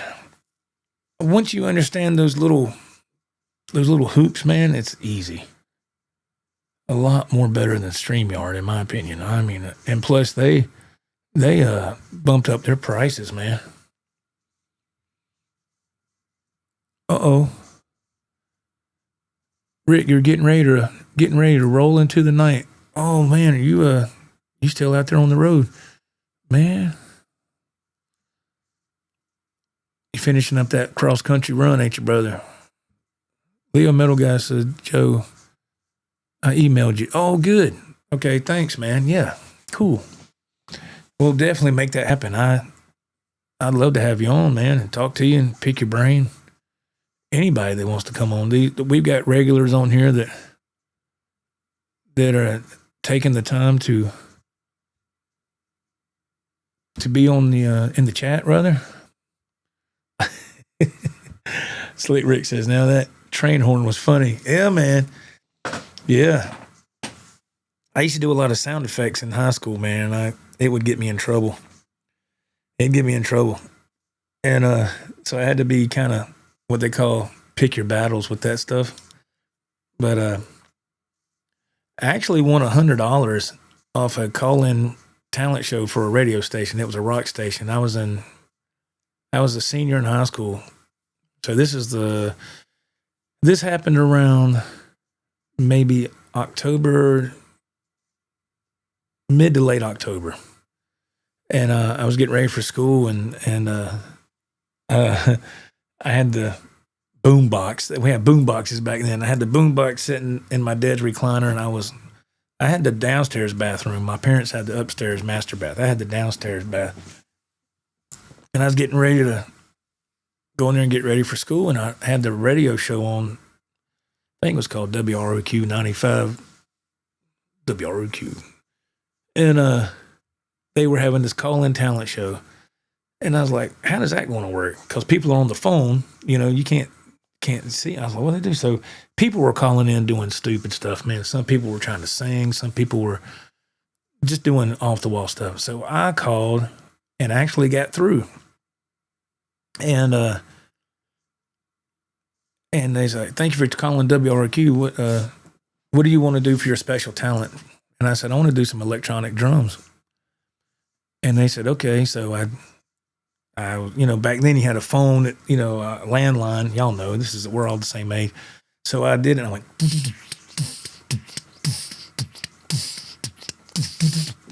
did something like that. And I don't know why I'm sitting there doing air drums, but it's just a bad habit. So I did that. Now imagine doing that with the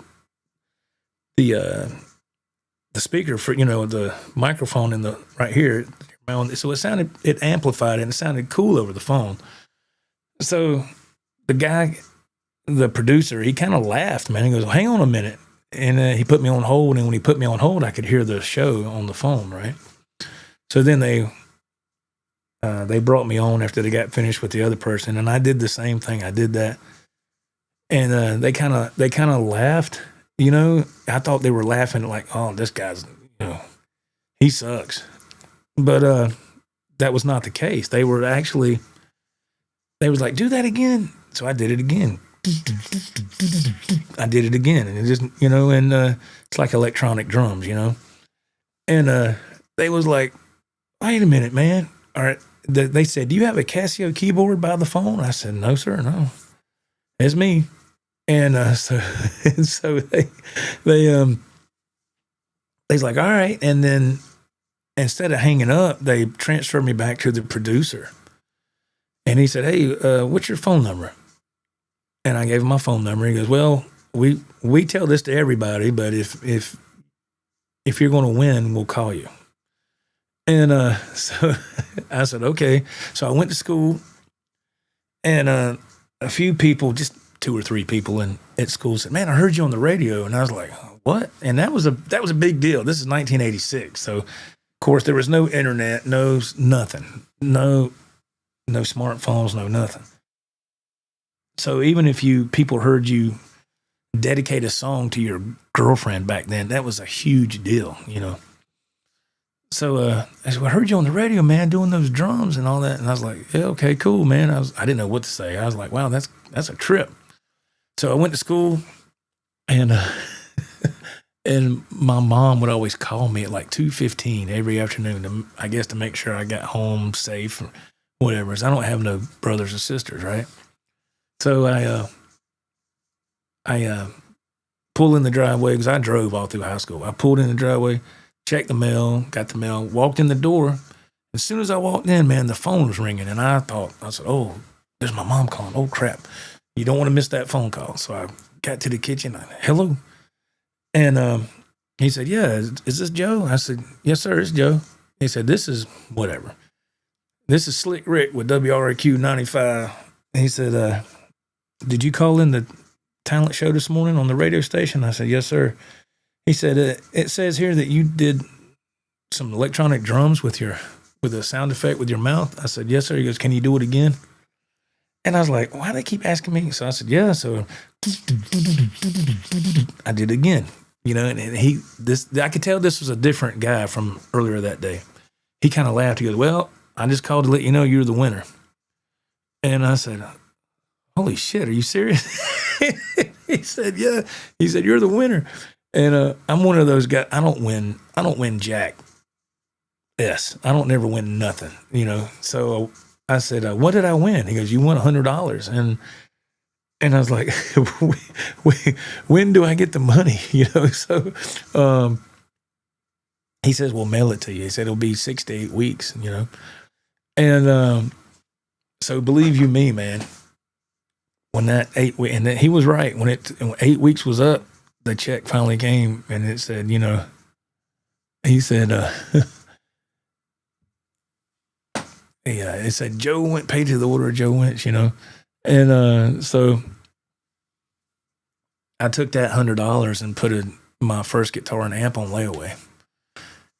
Yep, that was went to my very first electric guitar. It's a Memphis. I still have it, man. Believe it or not. Let's see.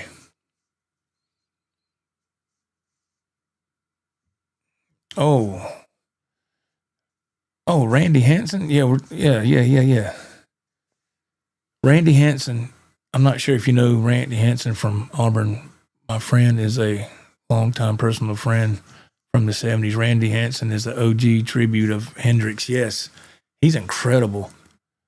Yeah, he's been doing that for a long time, man. Yeah.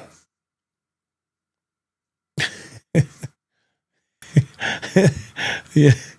Miss Lee Rick. I was thinking $50. $50. That's right, Slick. $50, man. Yeah. Oh man. There's one that I would get in trouble with right here, called the walkie-talkie effect. And this I got quite a few cops with this effect right here. 29.25. Come on. Yeah, that's not a good one to do when a cop's in front of you ordering his food at a restaurant and he's got the mic on his shoulder and it's connected to his radio down here on his hip and you're behind him. We got an emergency. He goes, what's that? And I was behind him. I was doing this, and man, he looked at me with this, if looks could kill. I said, oh God, I thought I was going to get a ticket or something, but he let it go. He let it go. But anyway, yeah, man, I don't know of anybody else doing Hendrix like Randy Hansen. I mean, he has the clothes, he has the look, he plays like Hendrix with an upside down Fender. He does all that stuff, man. And it's kind of I'm not sure on the venues he plays. I haven't really researched it, but is he more of like a underground kind of thing? You let me know, Ted. Y'all let me know. I don't know. I have seen him play online on social media, and he's incredible. I was like, damn, you think you really are listening to Jimi Hendrix? It's really cool. Michael Curtis says, you should do voiceovers, man. Yeah, I wish I could. There's a lot of people that do that. Make a good living. I wish I could. That would be awesome. Hey, Billy Shelton, what is going on, man? I hope you're doing well. Hope you're doing good, man. Look, man, your avatar, my guitar matches your avatar. Ain't that something, man? Let's see. Ron says Randy Hansen is cool as hell, and he's a great person in real life. Oh yeah, he seems like he would be. Yeah, that's true, man. Yeah, that's. Oh man, let me get this to work in here. Yes, Bloody Soup. Yeah, he's left-handed. He plays left-handed like Jimmy. Yeah, he sure does, man. He even wears the same like wardrobe that Jimmy wore. He's got the same hats, and I remember seeing on Facebook. I was following him on Facebook. I don't know if I still am or not. I cleaned up my Facebook a while back. I deleted a lot of groups and a lot of people too, for that fact, because I just don't ever talk to them people. So I just unfriended a lot of people, and not that they really care, but I know I was following Randy Henson at one time, and somebody had stole his hat. He had an authentic, the black hat that Jimmy wore all the time, have like the little metal rings and the purple, whatever it is that went around the top part, just like Jimmy. Somebody stole that hat, and he put a thing out on Facebook saying, if whoever took my hat, or if somebody knows, would you please return it? Whoever, if you find it and you bring it to me, he goes, I got a guitar I'll autograph and give to you. I was like, holy crap. But yeah. Oh, thank you, Jimmy. Michael Winslow was that guy's name in Police Academy. Yeah, Michael Winslow. Yeah. That's what I used to get that all the time in school. That you like that dude from Police Academy. Yeah. Yeah. Yeah. He could do a whole lot more sound effects. Yeah, he had his star was bright for a while, and then it dimmed pretty quick. But yeah, Michael Winslow, awesome. Awesome. Greasy Monkey Guitar said, years back, I was at a Paul Rogers concert, and Randy Henson was his guitar player, and he killed it. Wow. That's interesting. Paul Rogers, man. I got one of the Bad Company songs on my set list for Saturday's outdoor jam, Feel Like Making Love. Pardon me for a minute. I had to play that song today a few times. I haven't played it in years. Used to play it all the time back in the band days, and it's a simple song, but then that this outro solos I had to kind of like, okay, what's he doing? It's in the key of D. All right, I got that. And there's just some of those parts, those licks. I was like, what's he doing? Oh yeah, here it is. It just took me a minute to refresh. But that's still a badass song. That's one of those songs you can play all the time and never get tired of it, Bad Company, they got some great songs. Billy says he's doing great. He goes, that picture, my avatar, that's my 57. That's funny that you say that, man. When I went to Guitar Center last with my friend Ralph, they had a 57 there, of course, as a reissue, and it was like $2,500. It looked good. I was like, one of these days I'll get me a 57 Strat. I just like to have one. But that's way off, Ted Fair, he comments. He says, Randy Henson is so well respected. You can find videos of him jamming with Steve Vai. I want to say he is a relative of the guitarist Andy Timmons. Oh, wow. Yeah, he's... I need to look in some more into Randy. I just kind of just barely skimmed the surface with his history. I don't know a lot of it. I need to look up some of his performances. I know they're all over YouTube. I haven't watched any of his stuff in a long time. But man, if he came here or around here, and we were talking about, I haven't been to a show in a long time, but I'm sure his prices wouldn't be that bad. But I think that's if it fell on a day I was off, I think I would go see him. If he was in this area, I'd go, because he's the closest thing to Hendrix you're going to get. I mean, let's see. Ron says Canyon Guitars used to get him to jam on weekends when they were in Lakewood. Talking about Randy Henson? Okay. Interesting, man. Okay, Michael Curtis says, I have a friend that talks like a cartoon character sometimes. She tells me the same thing. I wish I could. I'm like, well, do it. But I get it. We all wish we could do something else.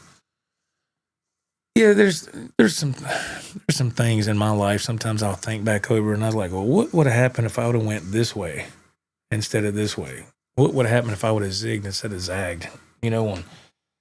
Like with music and the sound effects thing and all that. And I just never followed through with nothing because in my life, on my first marriage, I got married young. So I had to make money. So I was like, be in a band and try to make it, or get a job and get a paycheck every week that you know you're going to get paid. Had to go the job route. So, but that's okay. That's all right, man. I mean, I struggled, but I got paid every week. I think we all do when we're young. I know I did. But the one thing that never changed, man, was my enthusiasm and love for guitar. That never wavered. Never. And back then, God, I think I only had maybe 2 guitars. 3 maybe. And that was the way it was for a long time. I got my first band. That was in 1991, 90 or 91. So it was before the whole grunge thing happened. But the music was changing, like we talked about. I remember that. I remember going to the audition, if that's what you want to call it. I remember going to that, and they were up there playing. It was 4 people in the band already. Had a bass player, singer, guitarist, and a female drummer. And I remember I saw the ad at a music store. So I called them. And they said, yeah, come over here such and such time. So I did, and I played. I remember I had a crate amp. Remember the crate amps back in the day that were just, they were just really loud. They didn't really have no kind of tone to them. Mine didn't. And I took that with me, and I played a couple of things. I didn't know what the hell I was doing, but they liked it. They was like, yeah, you're in, man, you're in. I said, okay. So I started to practice with them, and they had like this right here, like I was talking about earlier. I got maybe 20, 22 songs on this MP3 player for Saturday's little birthday gig, right? I say birthday gig here at the house. And so they had a set list like that. And at that time, to me, it might as well have been 300 songs. I was like, God almighty, man. And they was like, well, we got a gig in like 3 weeks, maybe 2 weeks. And I'm sitting there thinking, how the hell am I going to learn these songs 2 or 3 weeks? Because I was working full time then. I was working, and these people, a couple of them worked, a couple of them didn't. And it was just like they had plenty of time to practice and all this other. I didn't have that kind of time. I was working. I just moved into an apartment with the girl I was with at the time. I was working 10, 12 hours a day. So anyway, whenever they had band practice, I'd go over there and they'd play, and I'd be lost, man. I'd look at the other guitar player, and he would be like this, and he kept pointing, I'm here. Okay, we're here. Okay, over here. And I was like, oh my God. And I remember one of the songs that was in their set list, and I still play it today because I couldn't play it back then. And I was in awe of that other guitar player, and he was younger than me, but he could play. And it was called Hard to Handle, the Black Crowes cover. And that was in the set list, and I remember they played that, and I was like, oh, I heard this song off the radio. And they played it, and I couldn't get that song to save my ass. I just couldn't. It didn't matter what I did. I just couldn't get it. And there were some other, it was just, for me, it was a train wreck for the whole 2 or 3 weeks. And it was the night before that gig, and they called me on the phone. The bass player called me on the phone and said, "It just ain't working, man. We're going to have to let you go. You can come over and get your stuff." I was like, okay. And hung up the phone, and I was like, damn. And what the whole part that stung with the whole thing is when I went to get my stuff, they had it sitting in the hallway and the door was closed to the practice room. It was closed. You could hear them in there playing and going over their songs, and I got my stuff and left. I was like, ooh. It was that was my first band experience. I don't know if y'all have any of those you want to share or what, but that was my first one. It wasn't that great, but for the brief moment I was with those other people, it was a learning experience, absolutely. But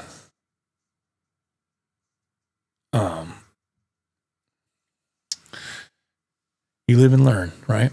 A whole lot different today. Crate in the day was okay, not so much anymore. Yeah, I remember they kind of made a pretty good stir back in the day. And then when I got older, and if I went to a pawn shop looking for, just seeing if I could find a diamond in the rough, you'd see them old crate amps in there. That and the old Peavies.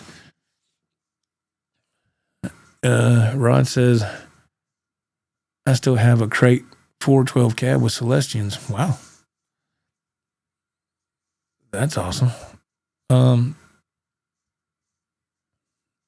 Brother Ted, he says, anyone here remember Don's Green River Music in Auburn, Washington? That was the best place for music gear in the 80s. They would have sales, and people would sleep overnight to be the first in line. Oh my God. I remember a lot of places like that in the 80s. Not just, I don't know about that particular place, of course, but I know other places when they were releasing certain toys at Christmas time, there would be people that would sleep out there, on the sidewalk so they can get in when they opened up to get the newest toy for their kid. A lot of fights broke out and all that, but Michael Curtis said, that's cold, man, about that band story I told you. Yeah, man. They said, come get your stuff. And it was in the hall. And I picked up my stuff and I just looked at the door and I was like, really? And what's crazy is like 2 weeks later, when I went to that music store to just look around, I saw that female drummer there at the store. I saw her, and when she looked the other way. She saw me. She didn't speak. And I was like, oh, well, hey, comes around, goes around eventually, I wonder where those people are today. And if they remember that story, probably not. That was my first band. And the second band was, I got with a couple of guys. They were really nice. They were in the Carolinas and got with them. I learned a lot, played a few gigs with them, and then that kind of faded out. So it's just different things, man. Yeah. No, Ted is in, I don't know. He's, I don't know. We'll see what he says. I don't know if he's in that area or not. I don't know. I don't want to speak for him. I can't be 100% sure. I don't know. I've never been to the West Coast. Never been to the West Coast. Shoot, man, I've never been anywhere, really. I've been just mainly places on the East Coast. Never been anywhere else, really.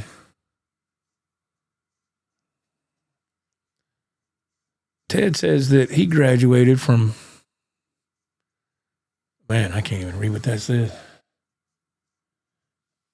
Okay, I can't read it enough to pronounce it. In 1988, I graduated in 89. Yeah, I was supposed to graduate in 88, but I failed 7th grade. I had to do that over, so that put me a year behind. Just one of those things, Oh, okay. So your son graduated from the same high school that Ted graduated from. How cool is that? That's awesome. Man, what are the odds, right? Especially right here on YouTube. Even though YouTube is a huge space, but to be on this live stream and one person graduate from that school in '88 and the other son graduate from a different time era in that same high school. That's crazy, man. In a cool way. That's awesome. Dang. That is all right there. But yeah, man, I'll tell you. It's been a great show, y'all. Man, I think I'm going to get ready to wrap it up unless anybody has anything else. And we've been on for, oh my gosh, 2 hours, 35 minutes, and 53 seconds. Holy moly. Oh, okay. You in Tacoma? Nice. Yeah, I've never been a huge traveler of this beautiful country. I guess because I've always had to work. And whenever it come time for vacation, I didn't want to go anywhere. I just stayed around the house. I've been to, this is how limited my travels are, but I'll share it with you. Been to Florida, Georgia, Tennessee, South Carolina, North Carolina, Ohio, Virginia, West Virginia. And I think that's it. Yeah. As far as going places. And I mean, I didn't see nothing up in West Virginia. There wasn't nothing there to make me want to go back. I was like, I mean, the area I was in, like, damn. I was like, this is boring, man. But oh man. Let's see. Let me go up here. Blue Monks, he says, I'm no kid. 57 now and back playing guitar for 3 years. Why I quit for 30? Huge mistake. Oh, you quit playing for 30 years? And you picked it back up and now you've been playing for 3 years. Oh, okay, cool. Hey, at least you, welcome back. Welcome back. Welcome back to the family, right? You're back, man. You're playing. That's awesome. Well, that's cool, man. You have that desire to want to play again. I couldn't imagine not playing guitar. I would lose my freaking mind if I couldn't play. Ted, he says, I left Washington State in 1995 when I went to college in Southern California. Okay. Blue Mox, he says, for him, it's work, women, and race bikes. Such is life. Race bikes, huh? Wow. Interesting. Let's see here. Let me...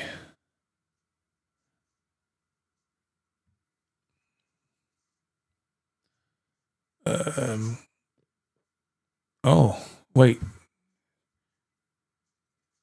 Your son raced for 10 years, Rod? Your son raced, what, like motocross or something? Or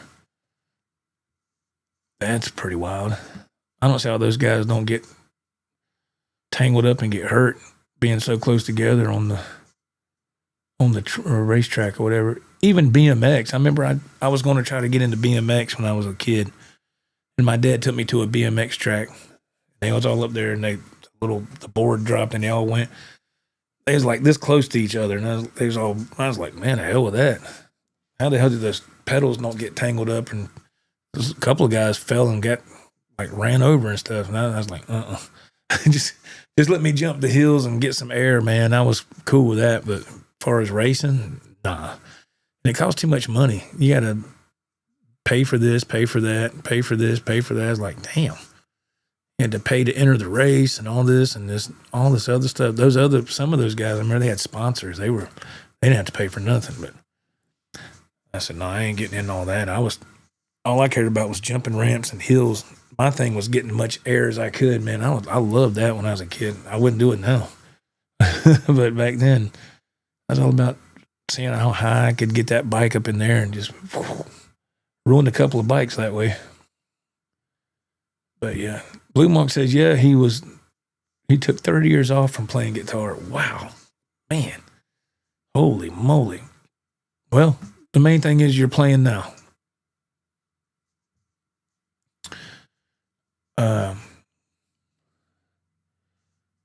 Ted Fair, he says he got laid off at Boeing in Auburn, never looked back. Wow, Boeing. Are they still around? Or did they go out of business a long time ago? I don't know. Oh. BMX. Okay, Rod, thank you. Oh, and y'all were sponsored. That's awesome. Yeah, that's awesome. Yeah, I used to get those BMX magazines in the day, BMX Plus and all. Man, I was all into that stuff before I had a driver's license. When I got 16 and got my driver's license, whew, see you later, BMX. I left that. I even sold I had a Mongoose frame and fork with Z-rims on it. It was all decked out. I sold that thing for $25 to some kid because I had a car. And I was like, I don't even know, which was stupid. Looking back, I wish I would have kept it, but like, I don't need no bike. I got a car. Can't get no chicks on no bike. I mean, you know what I mean. Let's see. Bloody Soup. He says, I'd love to get laid off now. I'm getting killed at work. A new job in the company. Not by choice. It's terrible. Oh, man, I'm sorry. I'm sorry. Yeah, Z-rims, man. Yeah, they were red. I remember I went to the Schwinn bike shop and I saw a pair of them and asked my parents. I had to cut grass to get the money. I want to say that back then it was $100 for the pair. I remember getting the money up from cutting grass, and my dad took me across town to the Schwinn shop, and I bought them. Got home, and man, I took them other cheap rims off and put them red knobby tires on. Had the gold-plated chain, man. Double gooseneck handlebar. Shit, wow. I was styling back then, boy. I even had the helmet and the hutch. Remember the hutch race gear? I had the shirt and blue and white checkers and the gloves and the mushroom grips. Man, don't get me started on all that stuff. But then, like I said, when I got a car, I left all that behind.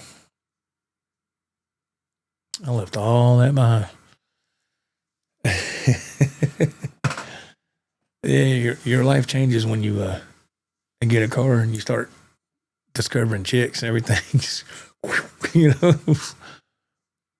Oh yeah, snakeskin tires. Oh yeah, yeah. I had all that stuff, man. When I was that age and I was cutting a lot of yards, I'd get all that stuff. Oh man, yeah.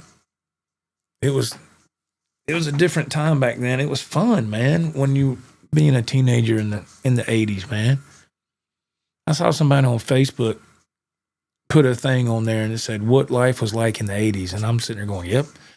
All the pictures were from that decade, like 85, 86, 87, and I call them 80s ladies. That's what the chicks back then were fine. I said that's how they were in high school, right there. They were gorgeous. Nowadays, it's like, what the hell happened? It's weird, strange, man. But time goes by and things change. Just the way it goes. Let's see. Ted Fair says, I used to love going to the Supercross at the King Dome. I miss installing all that exhaust from the two-stroke dirt bikes. Oh man, no, I never messed with dirt bikes. I had a crotch rocket for a while in my 20s. Yeah, that was in the 90s. So yeah, it had all them 90s colors on it. Boy, oh boy. Man, how times have changed. I'm telling you, things have really changed. Well, y'all, I guess that's going to do it for me. Unless anybody's got anything else, it's up to y'all. Like I said, that y'all are the show. You know, the chat is what keeps the show going. So I guess I get ready to jet out of here, and I've had a great time. So what I'm going to try to do is I'm going to try to see if I can stream the Outside Jam next Saturday. That'll be my birthday, man. I'll be the big 55. So I had to put in the Sammy Hagar song, I Can't Drive 55. I had to put that in the set list because that was the only song I could find with the number 55 in it.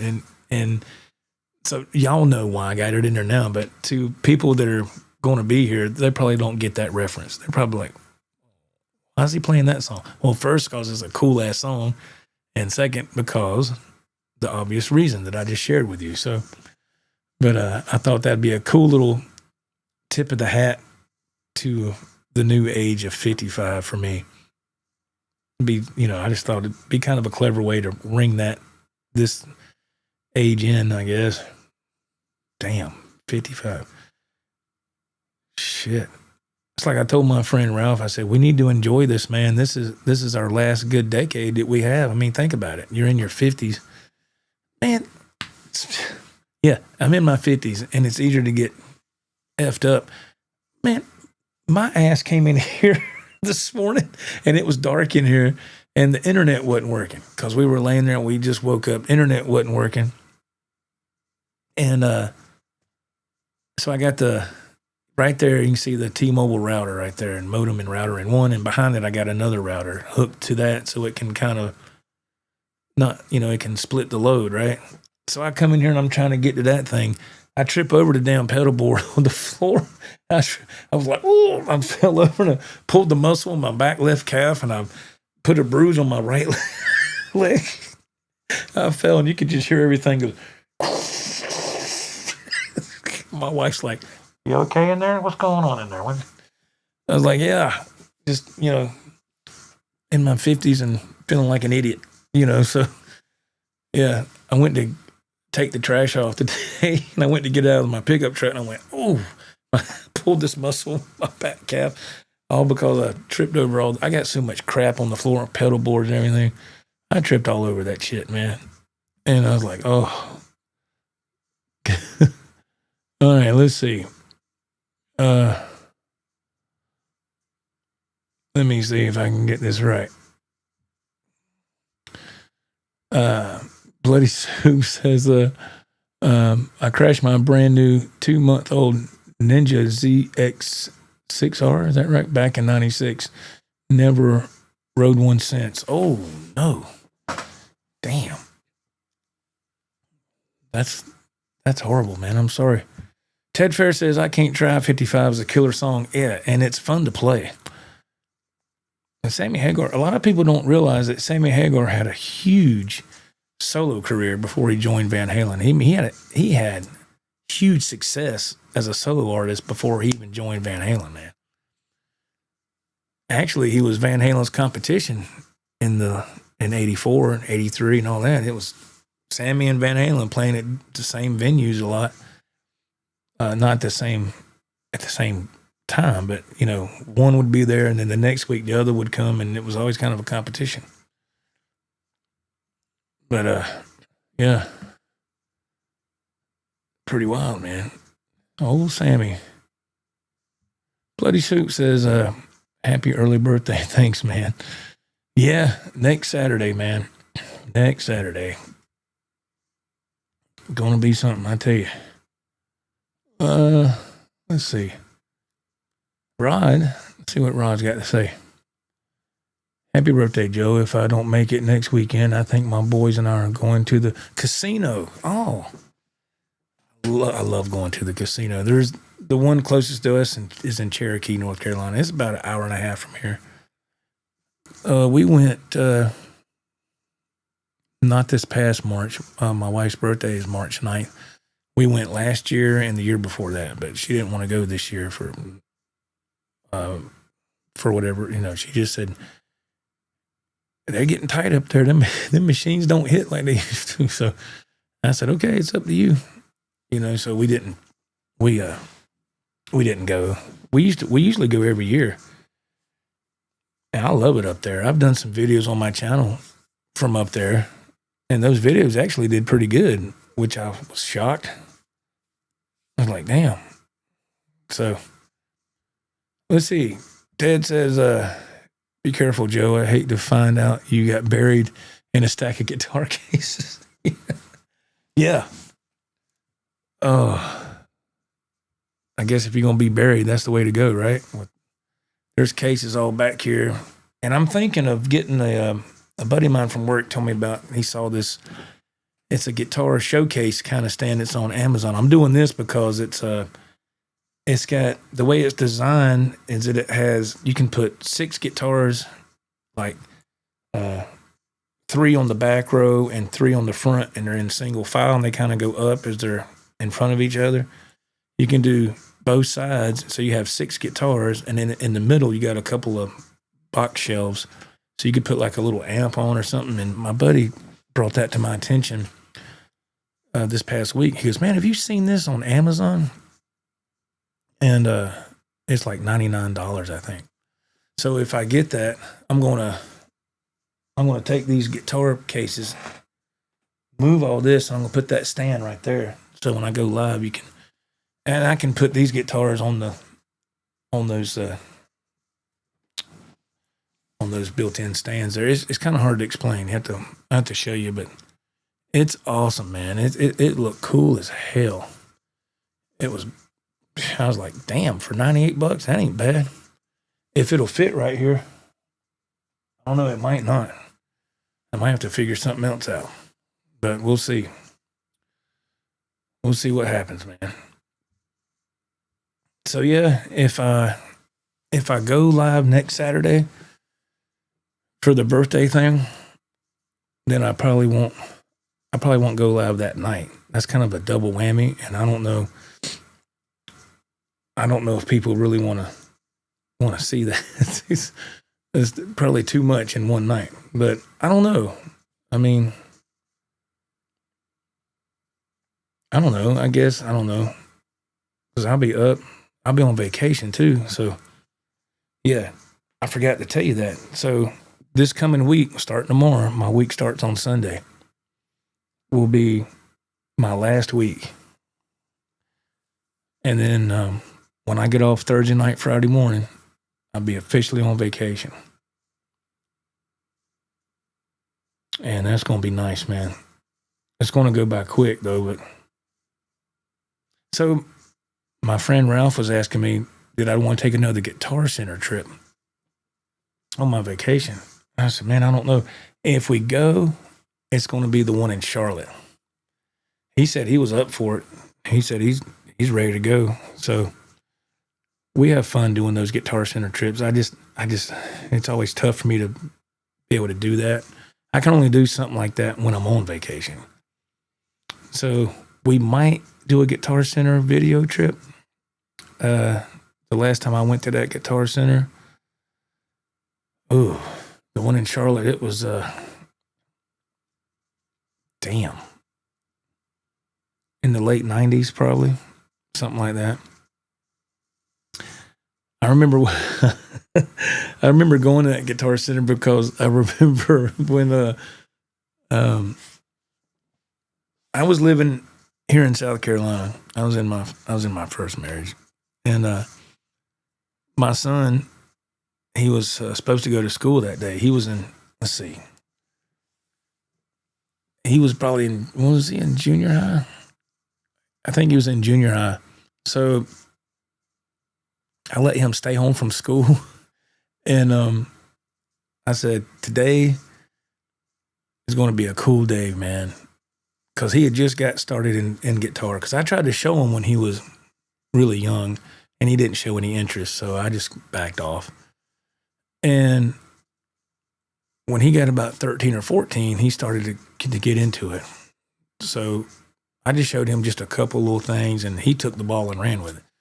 So when I saw he was really interested in guitar, I said, I'm going to buy him a guitar, man. I'm going to take him and buy him a guitar, because that never happened for me. I mean, my parents took me to put guitars on layaway and all, but as far as taking me and just buying me a guitar, that never happened. But I wanted to do that for him at least once. So that day, I was off that day from work. So I went to a loan company, and I took out a loan. I didn't need a loan, but I didn't have the money to go to Guitar Center and buy 2 guitars straight up. I didn't have a credit card. I didn't have nothing. My credit was crap. So I went to American General Finance, and this is a true story. I go there and I say, I need to borrow, I don't know, it was like, $2,000 or something. And he's like, well, fill out this application. I was like, okay. And I never been to this place before, so I fill out an application, and they approve it. They cut me a check. I go across the street to the bank, cash the check. I went back home because my son was, I let him stay home from school, so he was at the house. I said, well, you ready? He's like, where we going? I said, come on. He got in the car. We left Spartanburg and took, I guess to get to Guitar Center from there, it probably took maybe an hour and a half, something like that. So we went to Guitar Center. That was the last time I was at that Guitar Center, when I bought my son a guitar. So I got him a Amber Quilt OLP, and I got the same ones, same colors. They had 2 of them. So I bought both guitars on the spot, and I think I bought a Vox wah pedal at that time too. And I don't think they cut me a check for $2,000. I don't think it was that much. Maybe it was $800 or $900 or something. And whatever it was, I blew all the money. So I bought him a guitar. He got to stay home from school. I bought him a guitar, and he says he still remembers that, which I'm glad he does. But that was the last time I went to that Guitar Center. That's how long ago that was. So isn't that crazy? So I walk in the Guitar Center, and I was like, yep. And I said, I'll take the salesman. Can I help you? I said, yeah. I said, I'll take those 2 guitars right there. He's like, yes, sir. He went and got them. And my son's like, what are you doing? I said, I'm getting us a guitar. What does it look like? He didn't argue with me. He's like, okay. Yeah. Yeah, man. It was, that was fun. That was fun. A long time ago. Let's see.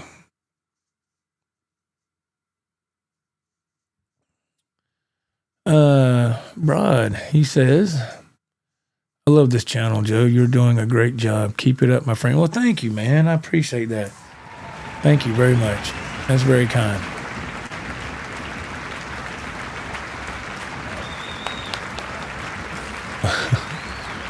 Ignore my avatar. What? It's a cool avatar, man. What do you want to ignore it for? I see them stripes on there. That's cool, man. Yeah,